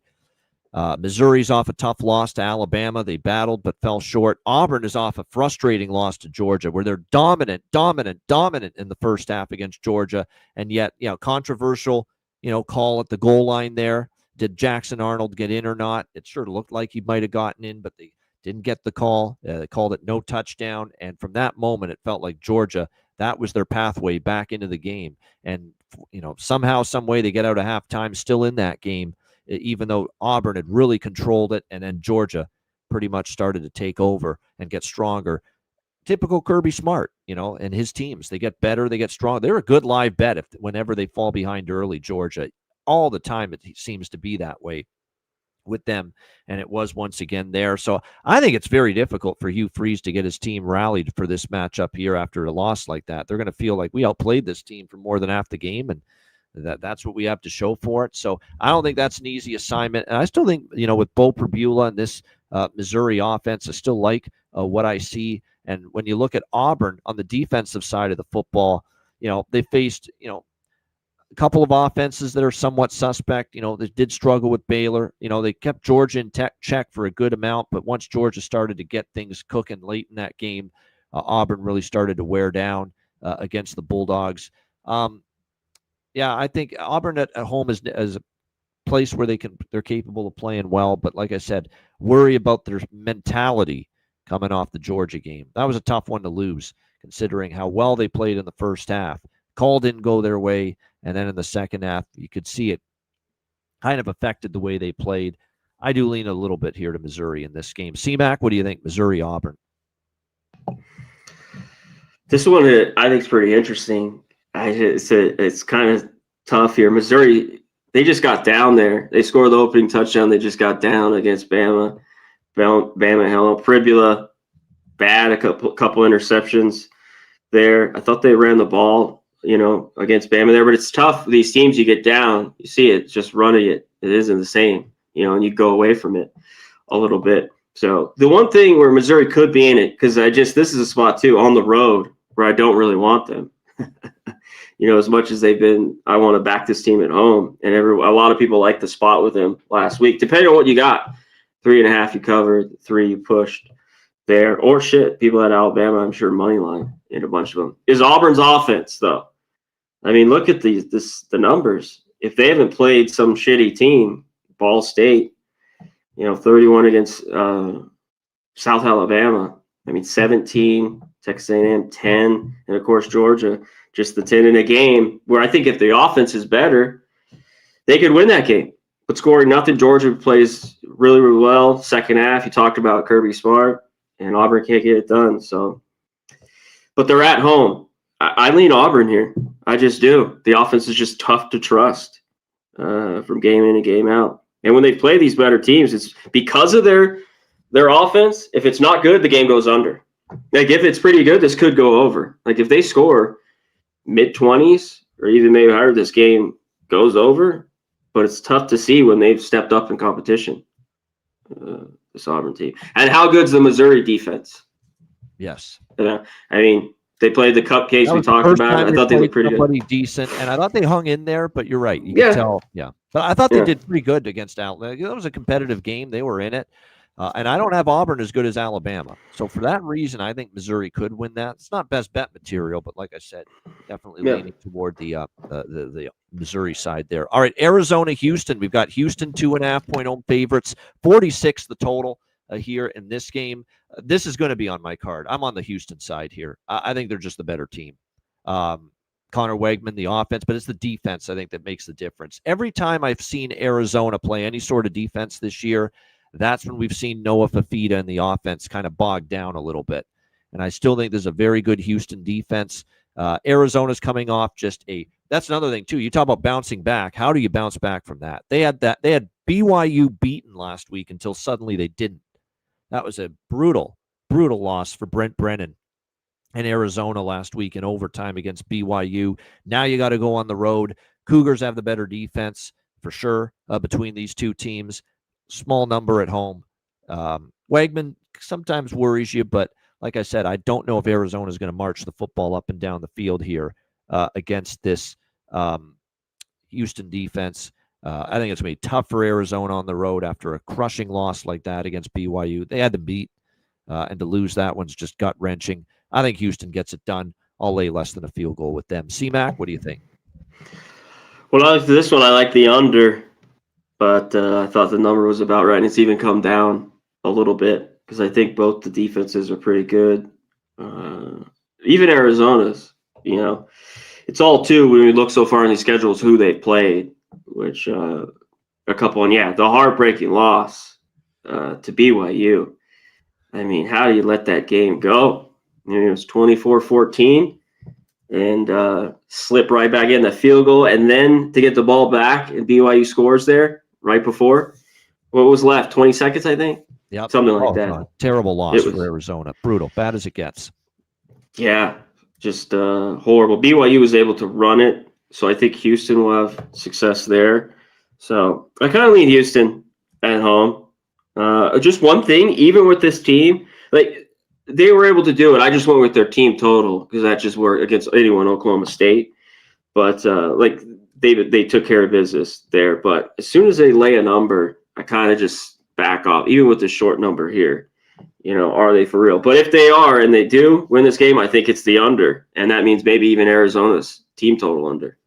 I don't know how much I trust this offense. Yep. With Fafita. Are they okay? Yeah. They're not dynamic. So they put up a big number on Weber State, Hawaii the first game, and then Oklahoma State. Actually, they moved the ball all right against BYU. I don't think BYU's defense, but they struggled on the road at Iowa State. And Iowa State's not got a great defense, and yet they struggled on the road against Iowa State's defense. Now they're going on the road for only the second time this year, and they're going on the road against an even better defense here. I think they're going to struggle. So I'm with you. I think Arizona team total under. You might be onto something there. All right, Baylor and TCU. TCU 3-point home favorite, 66 being the total in this game. TCU, wow. Shades of the TCU defense that we've seen far too often under Sonny Dykes last week against Kansas State, as they really got gashed in that football game against the TCU, against the Kansas State Wildcats.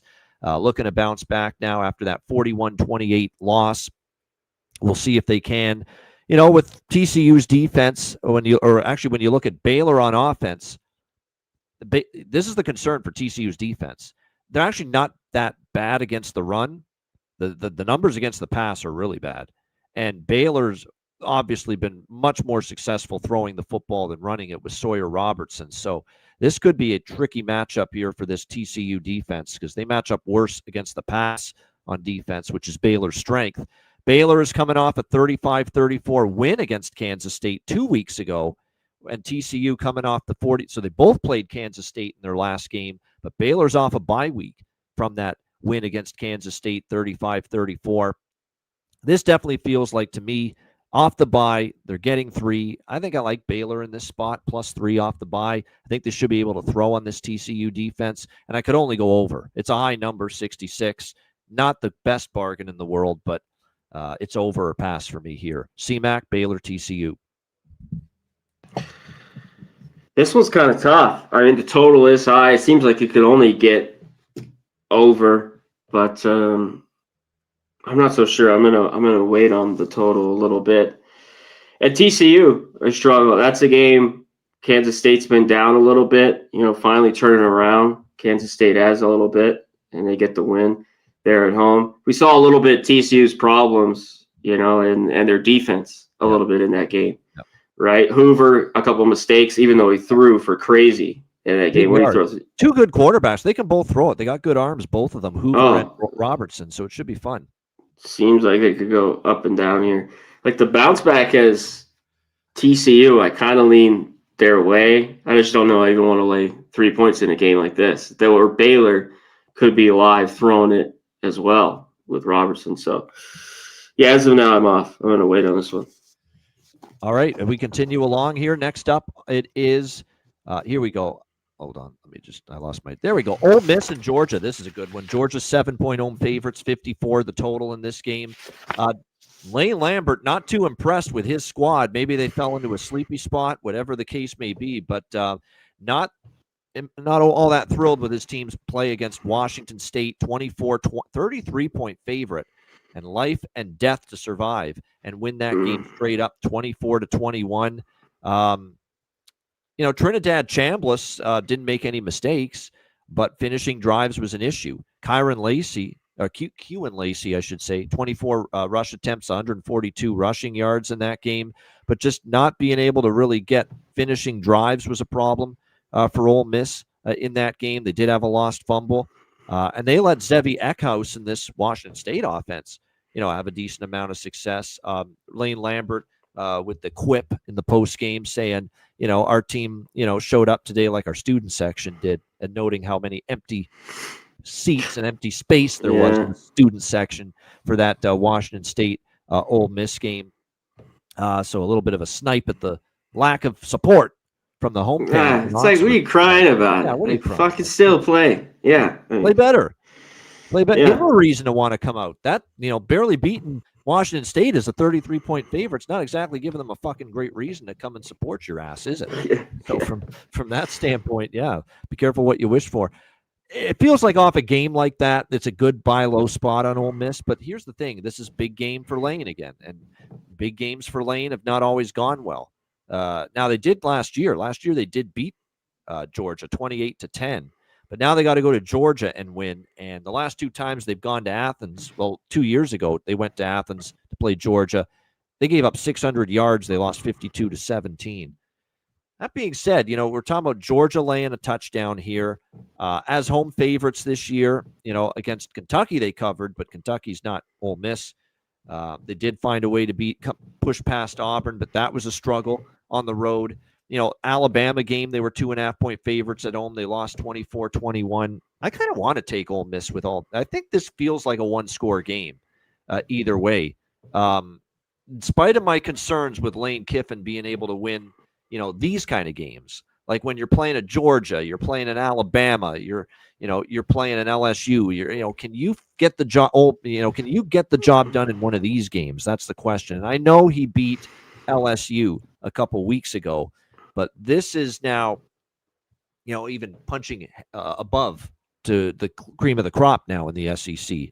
And this is where he struggled. That being said, Georgia has enough issues with these slow starts. This is multiple slow starts for them. Auburn game, Tennessee game, Alabama game, getting off to these. Maybe you take Ole Miss first quarter or first half, because this, especially if you like that side, because it's become clear as day lately with Kirby Smart's team that they dip their toe into the water early in these games, and then they rev it up and they get better and they make their adjustments as it goes. So if you like Ole Miss, I would recommend don't just put everything on full game. Maybe go first quarter, first half, include some of that as well, because it's pretty notable that every time Georgia's played a big game this year, Alabama, Auburn, Tennessee, they've started slow.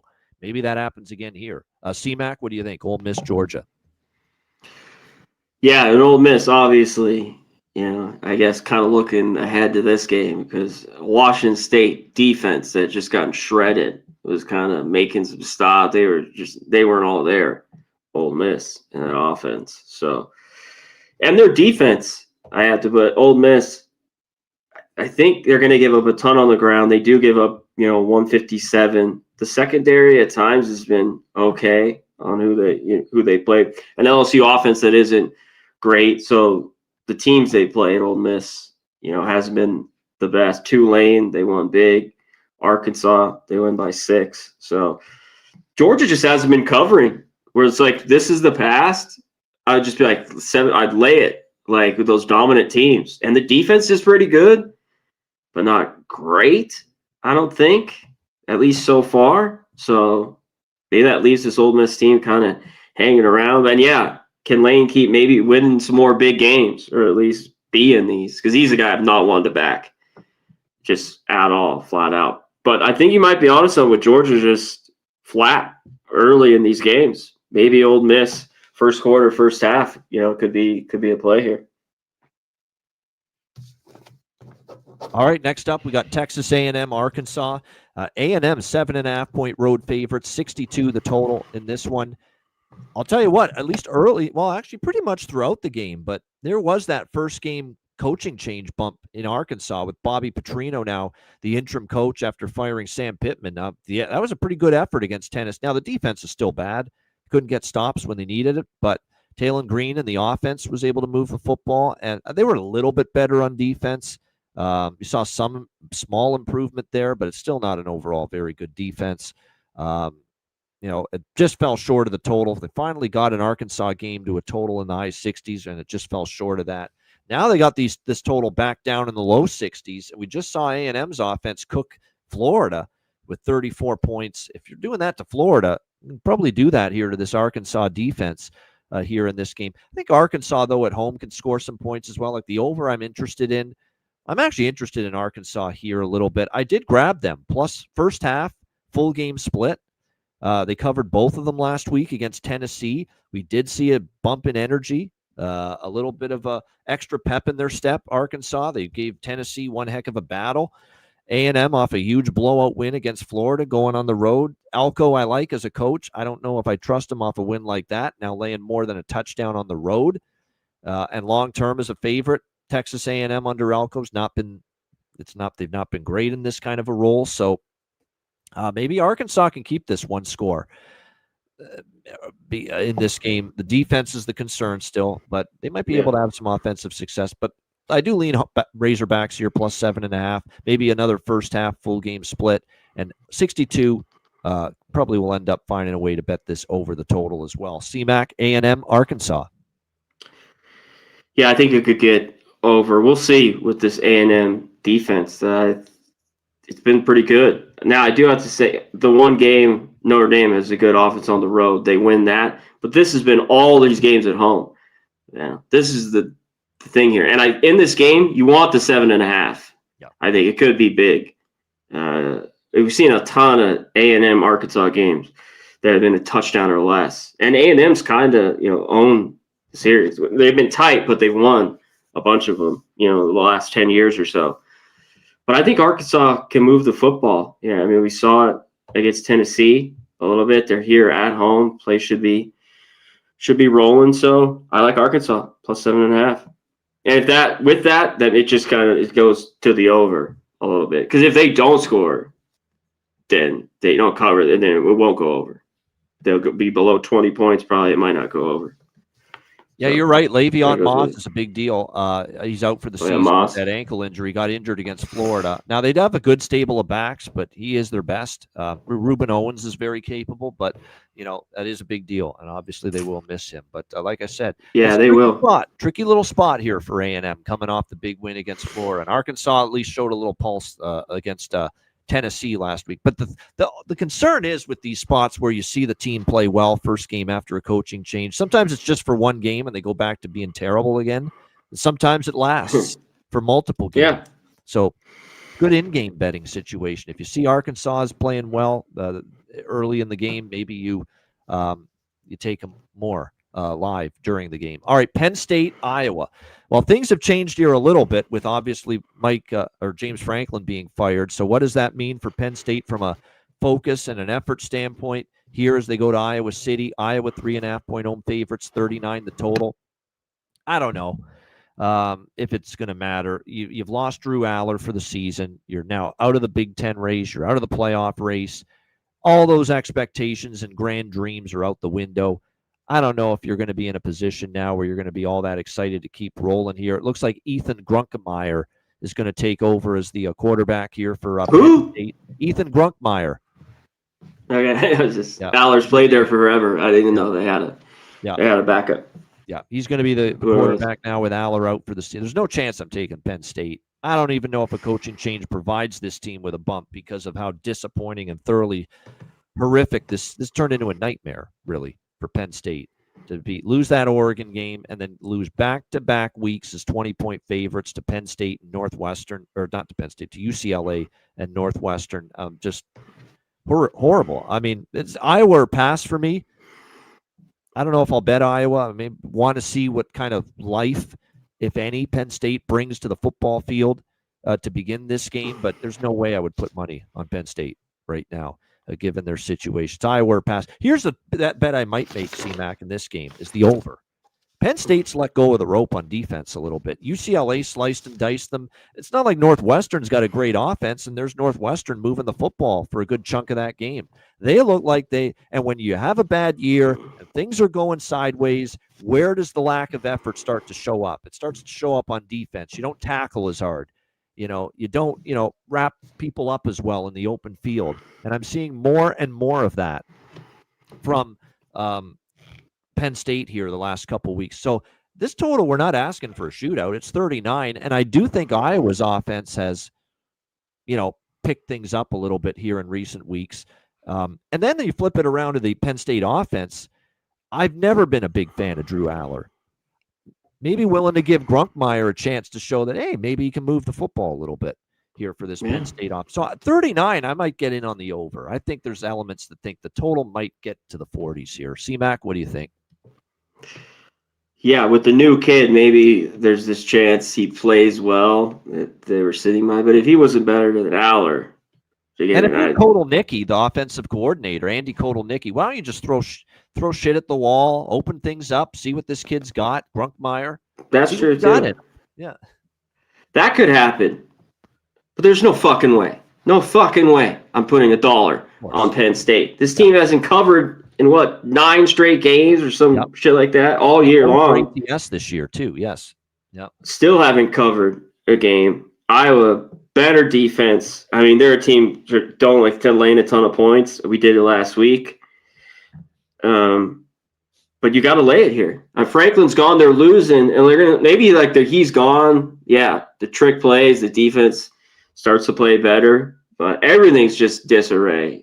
I heard all the recruits I've been seeing online just decommitting. Every top running back and linebacker and D-line, they're all, we're not going to Penn State anymore. So tough times for Penn State, Happy Valley. But I'm glad Franklin's gone. I mean, it was just a matter of time. I just saw the video, too, right before we got on the thing of him running. Running on the field. Have you ever seen that? With his arms? Yeah. Yep. Oh, fuck. God damn. That's funny. Yep. The internet is something else. You can it leaves you in stitches sometimes, some of the shit you see on here, no doubt. And they were booing his ass off the field in that Northwestern loss. They were not happy. And it kind of felt like with how pathetic that ending was. Northwestern, another loss is a 3-touchdown favorite. Your quarterback injured and out for the year. Booing, all your dreams are gone. Head coach getting booed off the field. It kind of felt like something was going to happen, and it did with James Franklin. But it's so bad. I mean, you got to pay this guy $50 million. I know. Yeah, that's why I don't shed too many tears. He'll be fine. Trust me. No, he's 50 million reasons to still be happy and optimistic. Oh, and someone else will hire him. Yeah, he's probably fucking happy. He's going to get another job. Someone will hire him. He still did an overall pretty good job. It's just the big games killed him. 4-21. Now he's losing the not so big games, and that's a double whammy, and that's why he's see you later. All right, next up, Cincinnati and Oklahoma State. Cincinnati 21.5-point road favorites, 57.5 the total in this game. This is probably a Bearcats team total. Any kind of capable offense with a pulse is going to put up a big number right now on Oklahoma State. We've talked about how this Bearcats offense with Sorsby and company. Sorsby at quarterback has played a lot better this year. You would expect this offense to move the football a good amount here against this Cowboy defense, which has given up 45 to Baylor, 41 to Arizona, 39 to Houston in the last 3 games. I think that's just the way you go. I lean full game over too. Maybe you could squeeze enough points out of Oklahoma State, to maybe get over the total for the full game. But I'm going to focus more on the Cincinnati side of things that I think they could really do a lot of damage. Their team total in this game, I'm looking it up right now, 40.5, 38.5, 38.5 to 40.5, depending on where you look. But I think they get into the 40s here, Cincinnati. C-Mac, what do you think? Yeah, quickest one on the board here. We've taken every single game. The full game for every team total's got there. Just about in first half, easily as well, since he should easily get their team total here. I don't have to worry about. Of course, they've been losing too. They did sneak the Baylor. Baylor got the team total though. I had in first half. That's just been the play for me. And it seems like since he can, it's like these teams just are going to get 3 touchdowns against them in the first half every game. It seems like. So yeah, since he team total. All right, Ohio State and Wisconsin. Next up, Ohio State 27.5-point road favorites, 41.5 the total. Wisconsin. There's a lot of points. Like, when's the last time we've seen Wisconsin almost 4 touchdown home underdogs in Madison? I mean, it's been ages, obviously. But look, the problem is without Billy Edwards. Shit. Yeah, I know. Set to miss he missed his 4th game in a row against Iowa. They cannot. The quarterback plays terrible without. That may not be that great with Billy Edwards, but at least with Billy Edwards, you've got a puncher's chance, to be able to move the football. You can't do it with these 2 guys that have been starting the last couple weeks here for Wisconsin.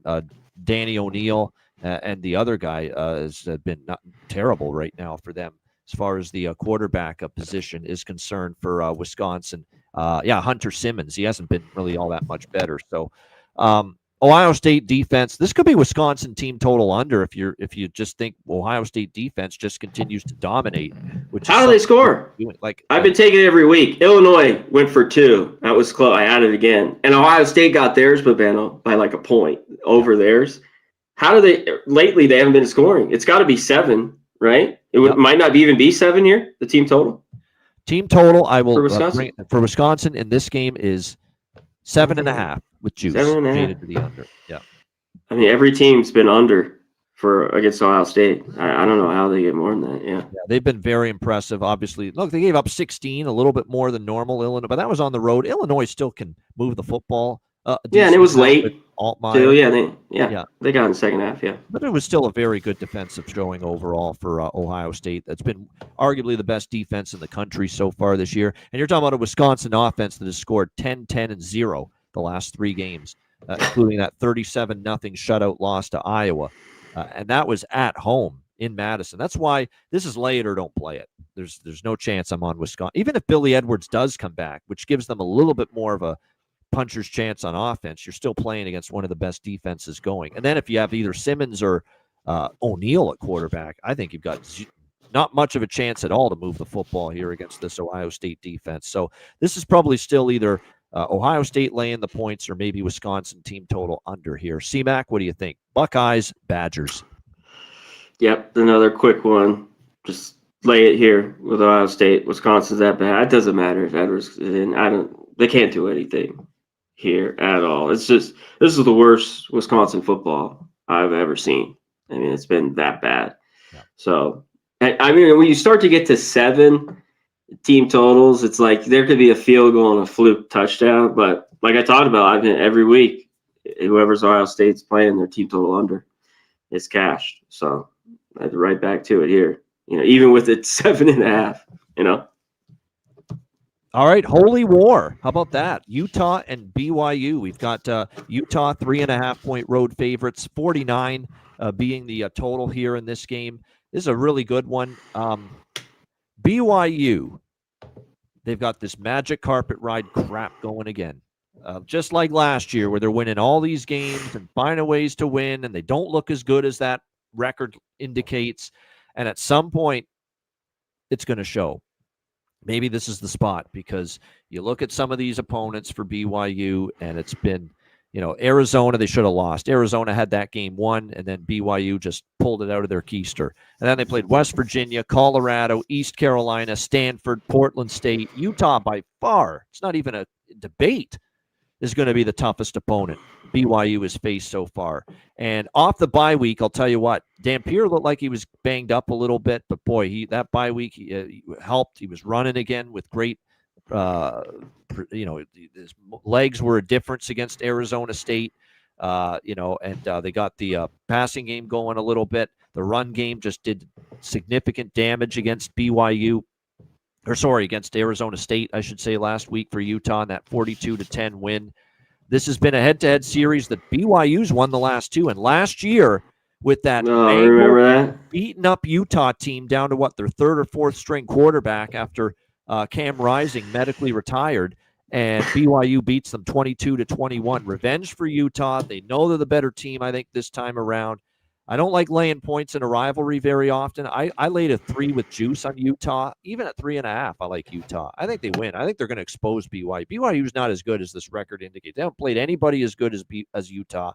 Let's see how they handle the mobile quarterback, Dampier, which I think will make a difference for Utah's offense here in this game. And I think the Utah defense, Bear Bachmeier, I'll say this, he's pretty solid, and he's a pretty tough customer.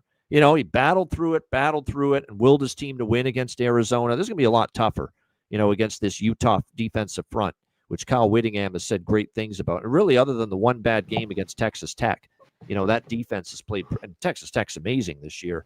They've played pretty well otherwise. So I like Utah here, -3.5. Lean over as well, because this could be a sneaky one to get up and over the total. One thing I've noted with BYU, defense struggled with Arizona. That young quarterback for West Virginia 2 weeks ago moved the football on BYU too. Like, that BYU defense is not playing nearly as well the last couple weeks. So I think this total might just be a notch too low. C-Mac, what do you think here? Utah, BYU. Yeah, shout out to Keep Skating 209. Yeah, we talked about that earlier. Still sick from the San Jose State game in Wyoming. Check that out earlier. We talked about it there. Shout out to you, though, in the green as well. Appreciate all you guys in the green, the members. Thank you. You know what? I could see that, because the last few weeks, I have the pause a little bit here with BYU's defense, because they haven't played anybody. But when I see these two teams, I go straight to the under. It's a rivalry at this number. I have to be on the under. I do. I think the defenses will come up big in this game. Utah obviously took advantage, played great game. It was a great spot for them. The line went way up. Sims had to play for Arizona State. But it was a good spot, too, even with this sandwich with this game coming up. But this is revenge, like you talked about in this one. Place would be nuts there in Provo. So it's tough for me to go against him. So on the side, I'm just going to stay off. I'm just going to be on this under. I think this game is going to be tight. So I don't know what to make of these wins. You know what I mean? Because there's at times I want to fade them. But they're dogs here, rightfully so, at home. It's not like they're laying 3, in the spot. Utah's been – and I haven't seen enough from Dampier. Not that I've picked on – this guy's very, very good. And he runs the ball great. Like, I just make big plays maybe, or big throws. In a game like this, I could see it definitely. But I don't know if I want them as 3.5-point favorites. This should be good. I mean, I'm definitely watching this one, or it could be a live bet situation as well. One of these teams goes up. We talk about it all the time. Give me the under. All right, the under. For two good defenses as well. As much as the offenses have done well, like you talked about, All right, Texas Tech and Arizona State. Texas Tech, 11.5-point road favorites, 48.5 the total. What a machine the Red Raiders have been. I knew they had the potential to be really good, but this has shattered my expectations. This is the best defense I've seen Texas Tech have in, ages, it feels like. As far as what we've seen from them on that side of the football, it's been damn impressive. 42 set, and they're putting up the big points. Now, there is concern, obviously, at the quarterback spot as Baron Morton ended up leaving the game against Kansas with the leg injury. Now, they do have a very capable backup. That's the good news. And that's another thing. Texas Tech's got the luxury of having a quarterback that can go in there and play when Will Hammond, who's very capable. We'll have to see if Morton suits up for Texas Tech here. Defense has been great. I'll tell you one thing. If they don't get Sam Leavitt back at quarterback, Arizona State, they have no chance in this game against Texas Tech. Zero. I was going to say. Yeah. Jeff he's not playing. Terrible. He's been here forever, and he's not one lick better than he was when he started in college football. It feels like he's been in college football for 10 years. Get him out. Yeah. I've seen enough. Get him out. This guy's still in college. Jeff Sims, after all these years. 18 for 30. Didn't even complete 50% passes in that game against Utah last week. I know it's on the road against a good defense. It's your first start, but it's not a guy that's very good, not a guy I trust against any sort of good defense, let alone this Texas Tech defense, which has been awesome. So if it's Sims, I'd maybe lay the points with Texas Tech, but we're going to have to wait and see if Morton's going to play for Tech. Maybe Sam Leavitt comes back here for Arizona State, and they need him desperately to have any chance to hang with Texas Tech. Kenny Dillingham and his team, they need Sam Leavitt healthy and available. C-Mac, what do you think here? Texas Tech, Arizona State. Another quick one. Yeah, if Sims plays, 0. There's just no way. We've seen this guy at Georgia Tech. That stint he had at Nebraska. Holy shit. He is awful. And then now he was horrible. The surprising thing was he didn't have a turnover. Not that it mattered, but 18 for 38, 124. He's a guy that needs to run the ball, but he's just, mistake waiting to happen, period. So, and you mentioned with Morton, it's big. Of course, you want him in. He's a starter, but I think the offense, will be all right here with Texas Tech. So it's big with Leavitt. It's just a wait, in this game. Yep. Stay tuned later in the week. Stay tuned if he goes. Yeah. All right. Texas and Kentucky. Texas 12-point road favorites, 42.5 the total here in this one. Texas's defense put the clamps down on John Mateer and Oklahoma for the 23-6 win. The offense is still a work in progress, though, with Arch Manning and company. It's not an offense I'm ready to trust laying double digits on the road, but I don't think I'm trusting Kentucky. Their offensive situation is pretty rough as well. Going into this game, they obviously have been without their Calzada due to injury, and Cutter Boley has had to take over, and he's had some rough moments, especially against better teams. Now, they are off a bye week following the back-to-back blowout losses to Georgia and South Carolina, so it is extra time to prepare here for Kentucky. But do I trust that offense and either quarterback? It doesn't even matter who, Calzada or Boley. I don't know if either of them is going to move the ball with great success against this Texas defense here in this game. They are banged up at running back, though. Wisner and Baxter for Texas, both dealing with injuries, so keep an eye on that. This definitely feels like an under for sure, lean under, but maybe Kentucky team total under. Could Texas defense be dominant enough that even they don't need the offense to be great, and maybe they win a game like 28-10, something like that, and still cover the number? I could see that. I don't trust Kentucky. I kind of lean Tech. I kind of think Texas might be able to win by 2 touchdowns, but I'm not there yet with Arch. And saying, yeah, I'm going to lay 12 points on the road with Arch. I'm not there yet. C-Mac, what do you think? Arch. It's good old Arch. Yeah, I don't think they're just because of that win. He's back. He's never been back. I can't even say that because he hasn't even played great. That wasn't a promising second half. The second half was finally a little life from the Texas offense, and Arch played a little bit better. I got to see more, though, especially when you're talking about a 12-point road favorite against a team off a bye week. Kentucky better, of course, traditionally at home, where they could be in this. But it doesn't matter. They don't have an offense. Texas, I think their team total stays under here, the 14.5. I really don't see how they get more than that. So looking at this, when I was going through it, it'd be that. It is still the 14.5. And you could get it minus 110. I think it'd be difficult for this Kentucky team, even at home, to score more than 2 touchdowns against this Texas defense. All right, final game, or not final game. We got a few more. Couple more. Washington State and Virginia. Virginia 17.5-point home favorites, 56.5 the total here in this game. I'll keep this brief. You look at what Virginia, Talked about how good the offense has been all season with Chandler Morris, Jamari Taylor, a great running back, great tandem there. They can throw it, they can run it. They've been very impressive. I'll say this about Washington State. Zevi Eckhouse here at the quarterback spot for them. You look at what he's done here, and starting to improve a little bit, this Washington State offense. That was a pretty solid showing, to go on the road to Oxford, against Ole Miss SEC country, and have a decent enough showing offensively. I think that's reason for optimism here for Washington State on offense, that maybe, they scored 24 against Washington in the Apple Cup. There's finally some signs of life here from the Cougars offense. And one thing we know about Virginia is their defense still isn't a shutdown stop unit. That is for sure. They can still give up their points. So over is my first thought. As long as the weather is going to be halfway decent here in Charlottesville on Saturday for this game, we should see certainly Virginia put up points against Washington State. Yeah. I think definitely we could see Washington State. You got good weather. Yeah, improving offense. Slowly but surely with Zevi Eckhouse, that offense is starting to take strides forward, that we could see Washington State be able to move the football here as well. And again, no issues with weather Saturday night. No rain and no wind either. It's like that song, Ain't No Mountain High Enough. No wind, no rain. Yeah, no wind and no rain here for Virginia coming up on Saturday. No wind, no rain. What do you I love think, it. CMAC, Wazoo and UVA? Yeah, Washington State.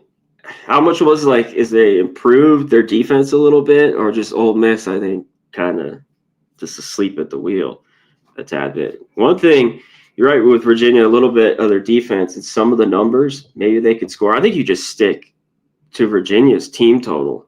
I think this one thing seems like every game they've been able to score points. 48 versus Stanford, but that's the Washington State. Are they kind of improved? I mean, this is a team that gave 59 to the two teams. Remember? Washington 59 and North Texas 59 on the road. Exactly. Seems like Virginia puts a 40 spot here. Yeah. Right? I think the Virginia's team total is the look here. I think their offense. I wanted to double check. Yeah, they're just at North Carolina. They're off a bye week too, Virginia. They didn't play. Yeah, they are. Yeah. Yeah, I think their team total here with Virginia is a spot. All right, next up, we've got Oregon and Rutgers in the Big Ten.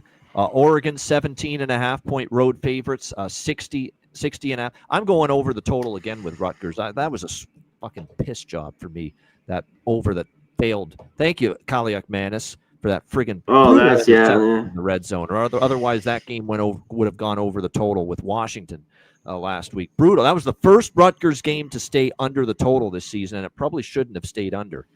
It still probably should have gone over the total, that one. So that was a tough beat with the over. Rutgers, I'm coming back to it. They're still, I think, 5-1 to the over this season, Rutgers games. I don't think their defense is stopping Oregon. I know Oregon off the tough loss. They're going to want to bounce back here. Maybe you lay the points with Oregon, too.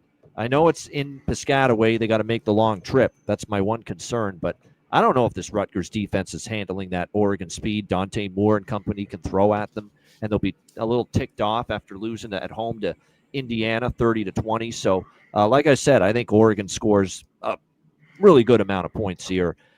Kaliak Manis and Rutgers against the Oregon defense, at least at home, I think they can move it enough to go over the total. Like I said, they're 5-1 to the over this season. I certainly like Oregon to get their points. Rutgers chips in enough, and I think this game can get up and over the 60 and a half. And again, weather won't be an issue. Looks like fine weather Saturday night in New Jersey for this game. Maybe Oregon team total too, if you prefer as well, because again, those team totals against Rutgers with the other teams seem to be cashing. So I would lean to that Oregon team total over, and certainly a full game over here, 60 and a half. CMAC, what do you think? Oregon, Rutgers. Yeah, I didn't add that there. It should have got there. This game goes over. I'm pretty sure. I think Oregon too. Usually these spots, I don't want them, but after a loss, like maybe even first half or their team total, it seems like they could get it. They should be pissed off after losing that game at home. And Rutgers defense is just that bad. I mean, we saw just go up and down the field. Washington, by the way, started out a little slow. I mean, they were down 10-0 in that game, but for the most part, they just did whatever they. After that, Williams I mean, just every pass. No one was around. Like, it was like every receiver just wide open, 402 yards. So Oregon, we've seen, though, on a road like this, they like a big first half, then they let off. I don't know if they do that now. They have a loss. They want to win big. So I think it gets over in the end. I think maybe even Oregon's team total, full game or first half here. You could look to that. I agree. All right, USC and Notre Dame, the rivalry. Back on here with the Trojans and Fighting Irish. Notre Dame, 9.5-point home favorites, 61.5 the total. Now, the Notre Dame offense the last 2 weeks, the Boise game and again the NC State game, just a little off. Just a little off. I'm not saying they've been bad. They've obviously still put up points, but just been a little bit off. And yet they still scored 28 against Boise, and they still scored 36 against NC State. But they're not hitting the 50s anymore like they did against Purdue and Arkansas in those two back-to-back games. Obviously, they're still very dangerous.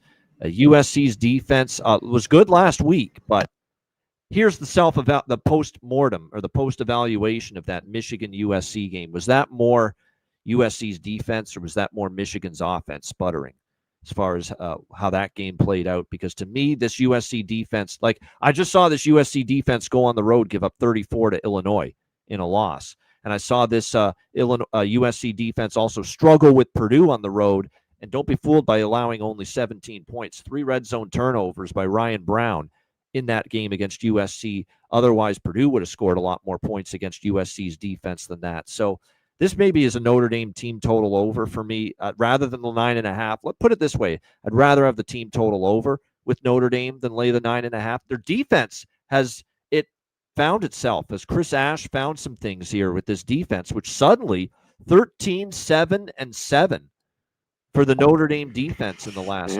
turnovers for sure. Yeah, they forced a lot of turnovers, no question. But no doubt, massive improvement from the last 3 games compared to they were awful early in the year. Miami, A&M, a couple of those games they really struggled, but they've definitely improved. That being said, my Ava and the offense is still very good for USC. While I appreciate Notre Dame's defensive improvement, I've got to think that USC and Jaden Mayava and Makai Lemon and Jacoby Lane and all those weapons they have, it's going to be tougher than Boise. It's going to be tougher than NC State for this Notre Dame defense. So this is another one I've got my eye on the over potentially here with USC and Notre Dame. Certainly I like the team total over as well for Notre Dame. I think that might be even better because I think Carr and the offense, again, these have been some ugly performances on defense on the road from the Trojans, and that's not going to get any easier here against C.J. Carr, Jadarian Price, Jeremiah Love, and company. What do you think here, C-Mac? USC, Notre Dame. Yeah, Notre Dame's defense for sure has looked a little bit better. The takeaways, I think, were the biggest in those games. Just these teams, bad times. We just had an interception. And they had 3 picks again. For Notre Dame the last 2 years, by the way, versus USC. Yeah, there have been a bunch of points. They've won big. Yeah, this SC defense still is not good. And it showed. Even both these defenses, the offenses are excellent, and they'll be able to throw it all over them, I think. I think Notre Dame, though, the defense it's going to get better and better as the year goes on. We're, seeing a little bit the last couple of games. This is gone. Stretched all the way here to 9.5. Like, I think it's Notre Dame, but I wouldn't want over 10 with that because I think this and all the playmakers for SC could keep this game tight maybe at the end. But I think the over is just the look. And Notre Dame gets theirs, but I think this game goes over the total. I think we get there again. The last couple of years we talk about, bunch of points as well. Bad defense. I don't think as much. Yeah, it's Michigan's offense. Like I don't think I'm really impressed with SC. He talked about his game. Michigan State, even though they're winning, put up 31. Yep. Illinois, they lose all these games. Purdue go up and down and throw 2 or 3 picks. Right in the red zone. So, yeah, over. All right, over. I agree. By the way, there is a chance of rain Monday. It's 50%. So what I would say is don't just write it off that it's going to rain for sure. Check it later. Oh, there is some rain, maybe. Yeah. Yeah. No wind though, and that's the bigger factor and the bigger concern when it comes to betting overs, and it doesn't look like there's going to be any win for this game. All right, couple games left. Tennessee and Alabama. We've got Alabama 8.5-point home favorites, 58.5 the total in this game. This one's real tricky because feels like a lot to be laying with Alabama, a team that hasn't always been able to win games comfortably this year. You look at their big games on their schedule. Georgia, 3-point win.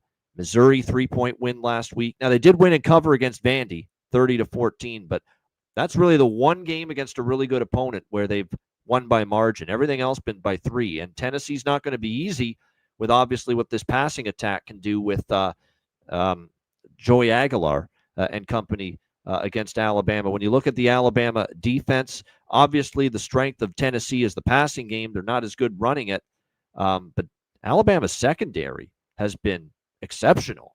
So very interesting dynamic here where like the numbers for the secondary of Alabama are terrific. Like they have really clamped down on the passing attacks that they have faced so far. So if, they have that kind of success here against Joey Aguilar, I do get worried just a little bit about Tennessee can run it though. Yeah, they can. They can run it a little bit. I think they've been even better throwing it. But like I said, Alabama's defense certainly now compared to where it was early in the season when they had that awful first game against Florida State, they have improved quite a bit on the defensive side of the football. And Ty Simpson in the offense has been pretty solid overall. Now keep an eye on a couple of things. Jam Miller for Alabama, his status. Obviously, he's been dealing with injury here going into this game. We'll see if he's able to suit up for them in this one. And also Ryan Williams, the tremendous, one of the best receivers in the country. He basically wasn't 100% healthy against Missouri, and that's why he didn't see as many targets, see as many reps on the field. It would be nice if they had him a little bit healthier this week for this game against Tennessee. So this is a tricky game when you look at it overall. Alabama at home, it's a night game as well at 7:30 p.m. Eastern time. You look at the head-to-head, this is a revenge game for Alabama. They've lost in Knoxville on Rocky Top last year, 24-17 to the Volunteers. And 2 years ago, they won 34-20 here at home. So it's a circled spot for Bama, kind of like the revenge tour. With Vanderbilt, they checked that off the box. They checked that box. The Vanderbilt revenge game. Now this is the Tennessee revenge game. So I don't know if I want to step in front of Alabama, but with the injury situation, not always winning comfortably, I don't know if I'm rushing to lay 8.5 with them either. C-Mac, what do you think here? Tennessee, Bama, a good one in the SEC Saturday night. Yeah, with keep an eye on that. And the secondary, that's what's been big for Bama, how well they played the defense too. But I think Tennessee will be able to run it. You know what? It's in this game, Tennessee covers, like, I got to think it goes over. Like, that's the style of game they want. We saw it earlier with Georgia. Like, kind of a game that's like that. If they don't, like, Bama will win and could even cover because there's this defense. But nobody's really stopped Tennessee. So even though this is circled, Bama, and it's at home, that's another thing here at night. And they got through, at Georgia, this gauntlet, revenge versus Vandy. And then Vandy should have had more points. I had the under in that game. Definitely should have more points. We talked about that. And then go to Missouri and win there. So, yeah, I kind of lean Tennessee. The thing is, their defense is not great, Tennessee. We've seen it. We saw the last few weeks. That's why I was on Arkansas. They didn't cover that 9. That number dropped all week, too. 13.5 down to 10. So that's the one thing here. But I think their offense can hang here a little bit with Alabama. I think they got to run the football. So this is a wait for me. I'm leaning Tennessee here, but I got to wait. All right, you lean to Tennessee. We'll wait. Yeah, because Bama games, I want the under real quick. For them after seeing this defense. But I don't know how this game shakes out. Really, I kind of got to dig in and look at it a little bit more. All right, last game for this week's edition of the Hitting the Book Show. It is the Florida State Seminoles and Stanford Cardinal. Florida State 18-point road favorites, 54.5. I'm taking Stanford, man. They have become a point spread mess all of a sudden, Florida State. not covering numbers a few in a row now. They lose outright to Pitt. They got blown out by Miami. Suddenly they're not covering point spreads anymore. We saw them lose to Virginia, obviously. So they've gone a little bit. They were never a top 10 team. That was nuts going into the Virginia game that they were ranked top 10 Florida State. What? Because they had the one win against Alabama was a good win, but they had beaten cupcakes after that. But 0-3 straight up, 0-3 against the spread the last three, losing outright as favorites at Virginia, blown out by Miami, losing outright as favorites to Pitt. Now, Stanford's not very good. I get it. And Stanford is only 1-5 against the spread this year. I get that. They're off a 24-point loss at SMU. But, the worry is there for Florida State that, coming off these three losses, is Mike Norvell going to rally the troops to the point where they're going to just win by 3 touchdowns on the road in Palo Alto and a late Saturday night game, 10:30 Eastern, all that travel, the body clock, playing a late night game? All of those things are concerning here for Florida State. Not to mention, their offense, Florida State, in the last few games has kind of gone downhill a bit, and their defense has gone downhill and also struggled of late. Stanford's offense with Frank Reich as head coach and Ben Gulbranson, the quarterback. I'm not saying Gulbranson's great, but there has been some improvement in the Stanford offense here these last few weeks. That's something to keep in mind. I think the over's a good bet here too, 53.5. I think definitely this could end up going over. I still think Stanford could struggle, to stop Florida State a little bit as far as the offense is concerned with Tommy Castellanos and company. It is definitely concerning to me that Stanford, when you look at it, the run defense has been shoddy. The pass defense has been worse. Is Tommy Castellanos going to take advantage of that? We know the accuracy and the ball placement on his throws can sometimes go in and go out for Castellanos. So we'll see how he's able to work that in. But, they've been obviously overvalued after the Alabama win because they've not covered many point spreads since then, including 0-3 straight up in ATS, their last 3 against the FBS. It's a tough travel situation. It's a late night game on the West Coast. I think there's enough meat on the bone that even though it's Stanford, and there's definitely a difference in quality between these two teams, a big difference, I still think Stanford plus 18. I'm interested, and the over as well. C-Mac, what do you think here? Florida State, Stanford. If Stanford covers, they got to score points because, scoring 3 against BYU and just 10 last week ain't going to cut it. No. And the Florida State defense isn't great, like you're talking about. So, can they get more than that in a game like this? That's the big question. They are at home. Florida State, one thing, I think they do get their points in this game. I'm pretty sure. I think you could look at their team total. I don't know if I'm rushing to bet this, but I think they could be right around their team total in this game. Stanford's that bad, especially against the pass. Just horrible again, over 300 yards a game. So, but team look, SMU, which has their own struggles, just kind of ho-hum game, 34-10. Maybe this is a little bit similar. What do you make of Florida State? To travel here, I don't think their defense is great, but I just don't trust Stanford enough offensively. That's kind of the thing. But if they do, they're in it. Man, if they can move the football, pass it, they're definitely in it. So I hope you cash. Yeah, I think I like the over a little bit more because I worry about the Stanford defense a little bit. But definitely, like I said, these teams have never played or a long time ago. It's a big number. Maybe it's going out on the road on the West Coast, and like I said, it could be a little bit difficult just from a situational standpoint. Yeah, sleepy spot. Florida State in this one. But one thing it's sleepy spot going out here to California. But Florida State's just lost a bunch of games in a row. They need to win. So maybe they need to stay. That's all. That too. Depends on what their aspirations are. They're not winning the ACC. They're not winning. They're not going to be in the playoff. There's people starting to talk like that after the Alabama win. Let's calm down a little bit. And sure enough, let's not forget this was a 2-10 program last year. Yeah, 2-10. They're not a top 10. That was ridiculous. Not a top 10 team like they were placed after the Alabama win. So they're not that good. They're probably better than the 2-10 team last year. Clearly they are, but they are. They're not. Still got Castellanos at quarterback. Yeah. Let's be real. Called and an all right defense. Back down average a little bit. Yeah. And he did. Yeah. And the defense has fallen off. So to me, those are the attributes of a team I'm not rushing to lay 18 with.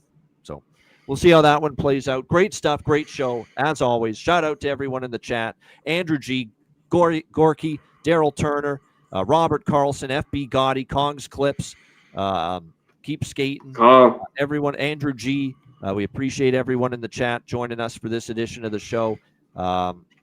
Everyone there. I got to get rolling, so I'll just quickly, Pac-Man, it's Thanksgiving here in Canada. I got a function to go to, so we'll just quickly say coffee break for Herb's Picks. Good name there. Appreciate all of you joining us here. Razor Sharp Picks was in the chat earlier. Good to see him as well. AJ Stogg still, thank you. Ian Shaber, thank you to everyone for joining us here on this edition of the Hitting the Books College Football Show. We're going to do a members-only show Friday, as usual, 5 p.m. Eastern, 2 p.m. Pacific later this week, and then we'll expand next week to 2 members-only shows Wednesday and Friday, starting next week once NBA gets underway. So check that out starting next week. We'll be back with you later this week on Friday for the members-only edition of the Hitting the Book Show, getting you ready for the weekend on Friday's show, 5 p.m. Eastern, 2 p.m. Pacific, weekend NFL, weekend college football, NHL, MLB playoffs. Talk about all that Friday when we see you again for our members. C-Mac, anything to add before we say goodbye? Just a couple of things. Shout out to all you guys. Appreciate you. Shout out to everyone in the green, the members. Appreciate you guys. Become a member if you haven't. Up and down. I think 2 members only those little games starting next week. So now's the time to get on board for sure. If you haven't already. Yeah, if you want to talk smaller college football too and the NFL, I think there's always some nuggets of those games we always bring you. How about Bowling Green? Comeback outright, baby. Shout out to Bowling Green, Eddie George, winners outright. But that is it. So I just want to tell you that, become a member if you can. Shout out to Gorky with the donos earlier and everyone else in here. Another Monday. That's it. Had a big week 7. Let's have a big week 8. Let's keep rolling. That's it. And happy Thanksgiving. You got to get out of here. Happy Thanksgiving to everyone in Canada. Yes. Parts. Hope you enjoyed, obviously. Hopefully the Jays can win. Those sorry bums, man. Yeah, they got shut down yesterday. I hope they didn't go into that game with that. Just they're not going to say publicly, but my one concern going into game 1 and the days off was that kind of felt like they won a mini World Series beating the Yankees. And I know that's what I've heard a lot. But I thought Miller's the perfect guy to get to. And they've gotten to him in the past. Yeah, give him credit. Yeah, they just didn't. I got to give him credit. He was great, but they have hit him so well in the past. Like I was just like, and Springer leads it off and nothing else. Like, holy shit. The bet I like the most in that game is Trey Savage over strikeouts. I think that's the best. I do too. The 5.5. Yeah. I like it. I think I'm going to have a bet last time. I mean, take advantage of it before they adjust the number. If this kid's maybe going to be as good as we think he might be. So I think they do even the series, but they better. It is an important one. You don't want to go back to Seattle down 2-0 in the series. And Dodgers Brewers, looking forward to that. I think the Dodgers are going to win that. Now, they did go 0-6. That's right. 0-6 against Tell me about it. I remember. Okay, I know. It's a different Dodger team now. You see that bottom of the lineup stunk when Milwaukee played them in the regular season. They had Outman and they had just these guys that had no business being in the bottom of the line. Now they got Kike Hernandez, who hits like friggin' Lou Gehrig in the playoffs. This guy, it's unbelievable. Kike, what he does in the playoffs. They just got a much deeper bottom of the lineup. Will Smith's healthy. Max Muncy's healthy. So this is going to be a much taller task for Milwaukee this time around. But they're still going to push the Dodgers, I think. I think that's going to be a hell of a series, quite honestly. That could go 6 or 7, in my opinion, that Brewers and Dodgers. But I think Dodgers will prevail at the end, especially with that new missile and weapon they have at the back end of that much maligned bullpen and Roki Sasaki. I mean, that guy's stuff has been just ridiculous here. Oh, yeah, he's got some filthy. The closer. Splitter he's got is insane. Yeah. When it's working. Absolutely. No doubt. Well, this show has been working. Thanks to everyone tuning in. Hit the like button on the way out. We'll be back on Friday with the members-only edition of the Hitting the Book Show. Happy Thanksgiving one more time to everyone in Canada. For Connor Mack, I'm Ian Cameron. Enjoy the week. Enjoy the college football slate this week, and good luck. And we will be back Friday with the members-only edition of the show, 5 p.m. Eastern, 2 p.m. Pacific. And, of course, next Monday with the college football Hitting the Book Show, 1 p.m. Eastern, 10 a.m. Pacific. Until then, class dismissed. Peace.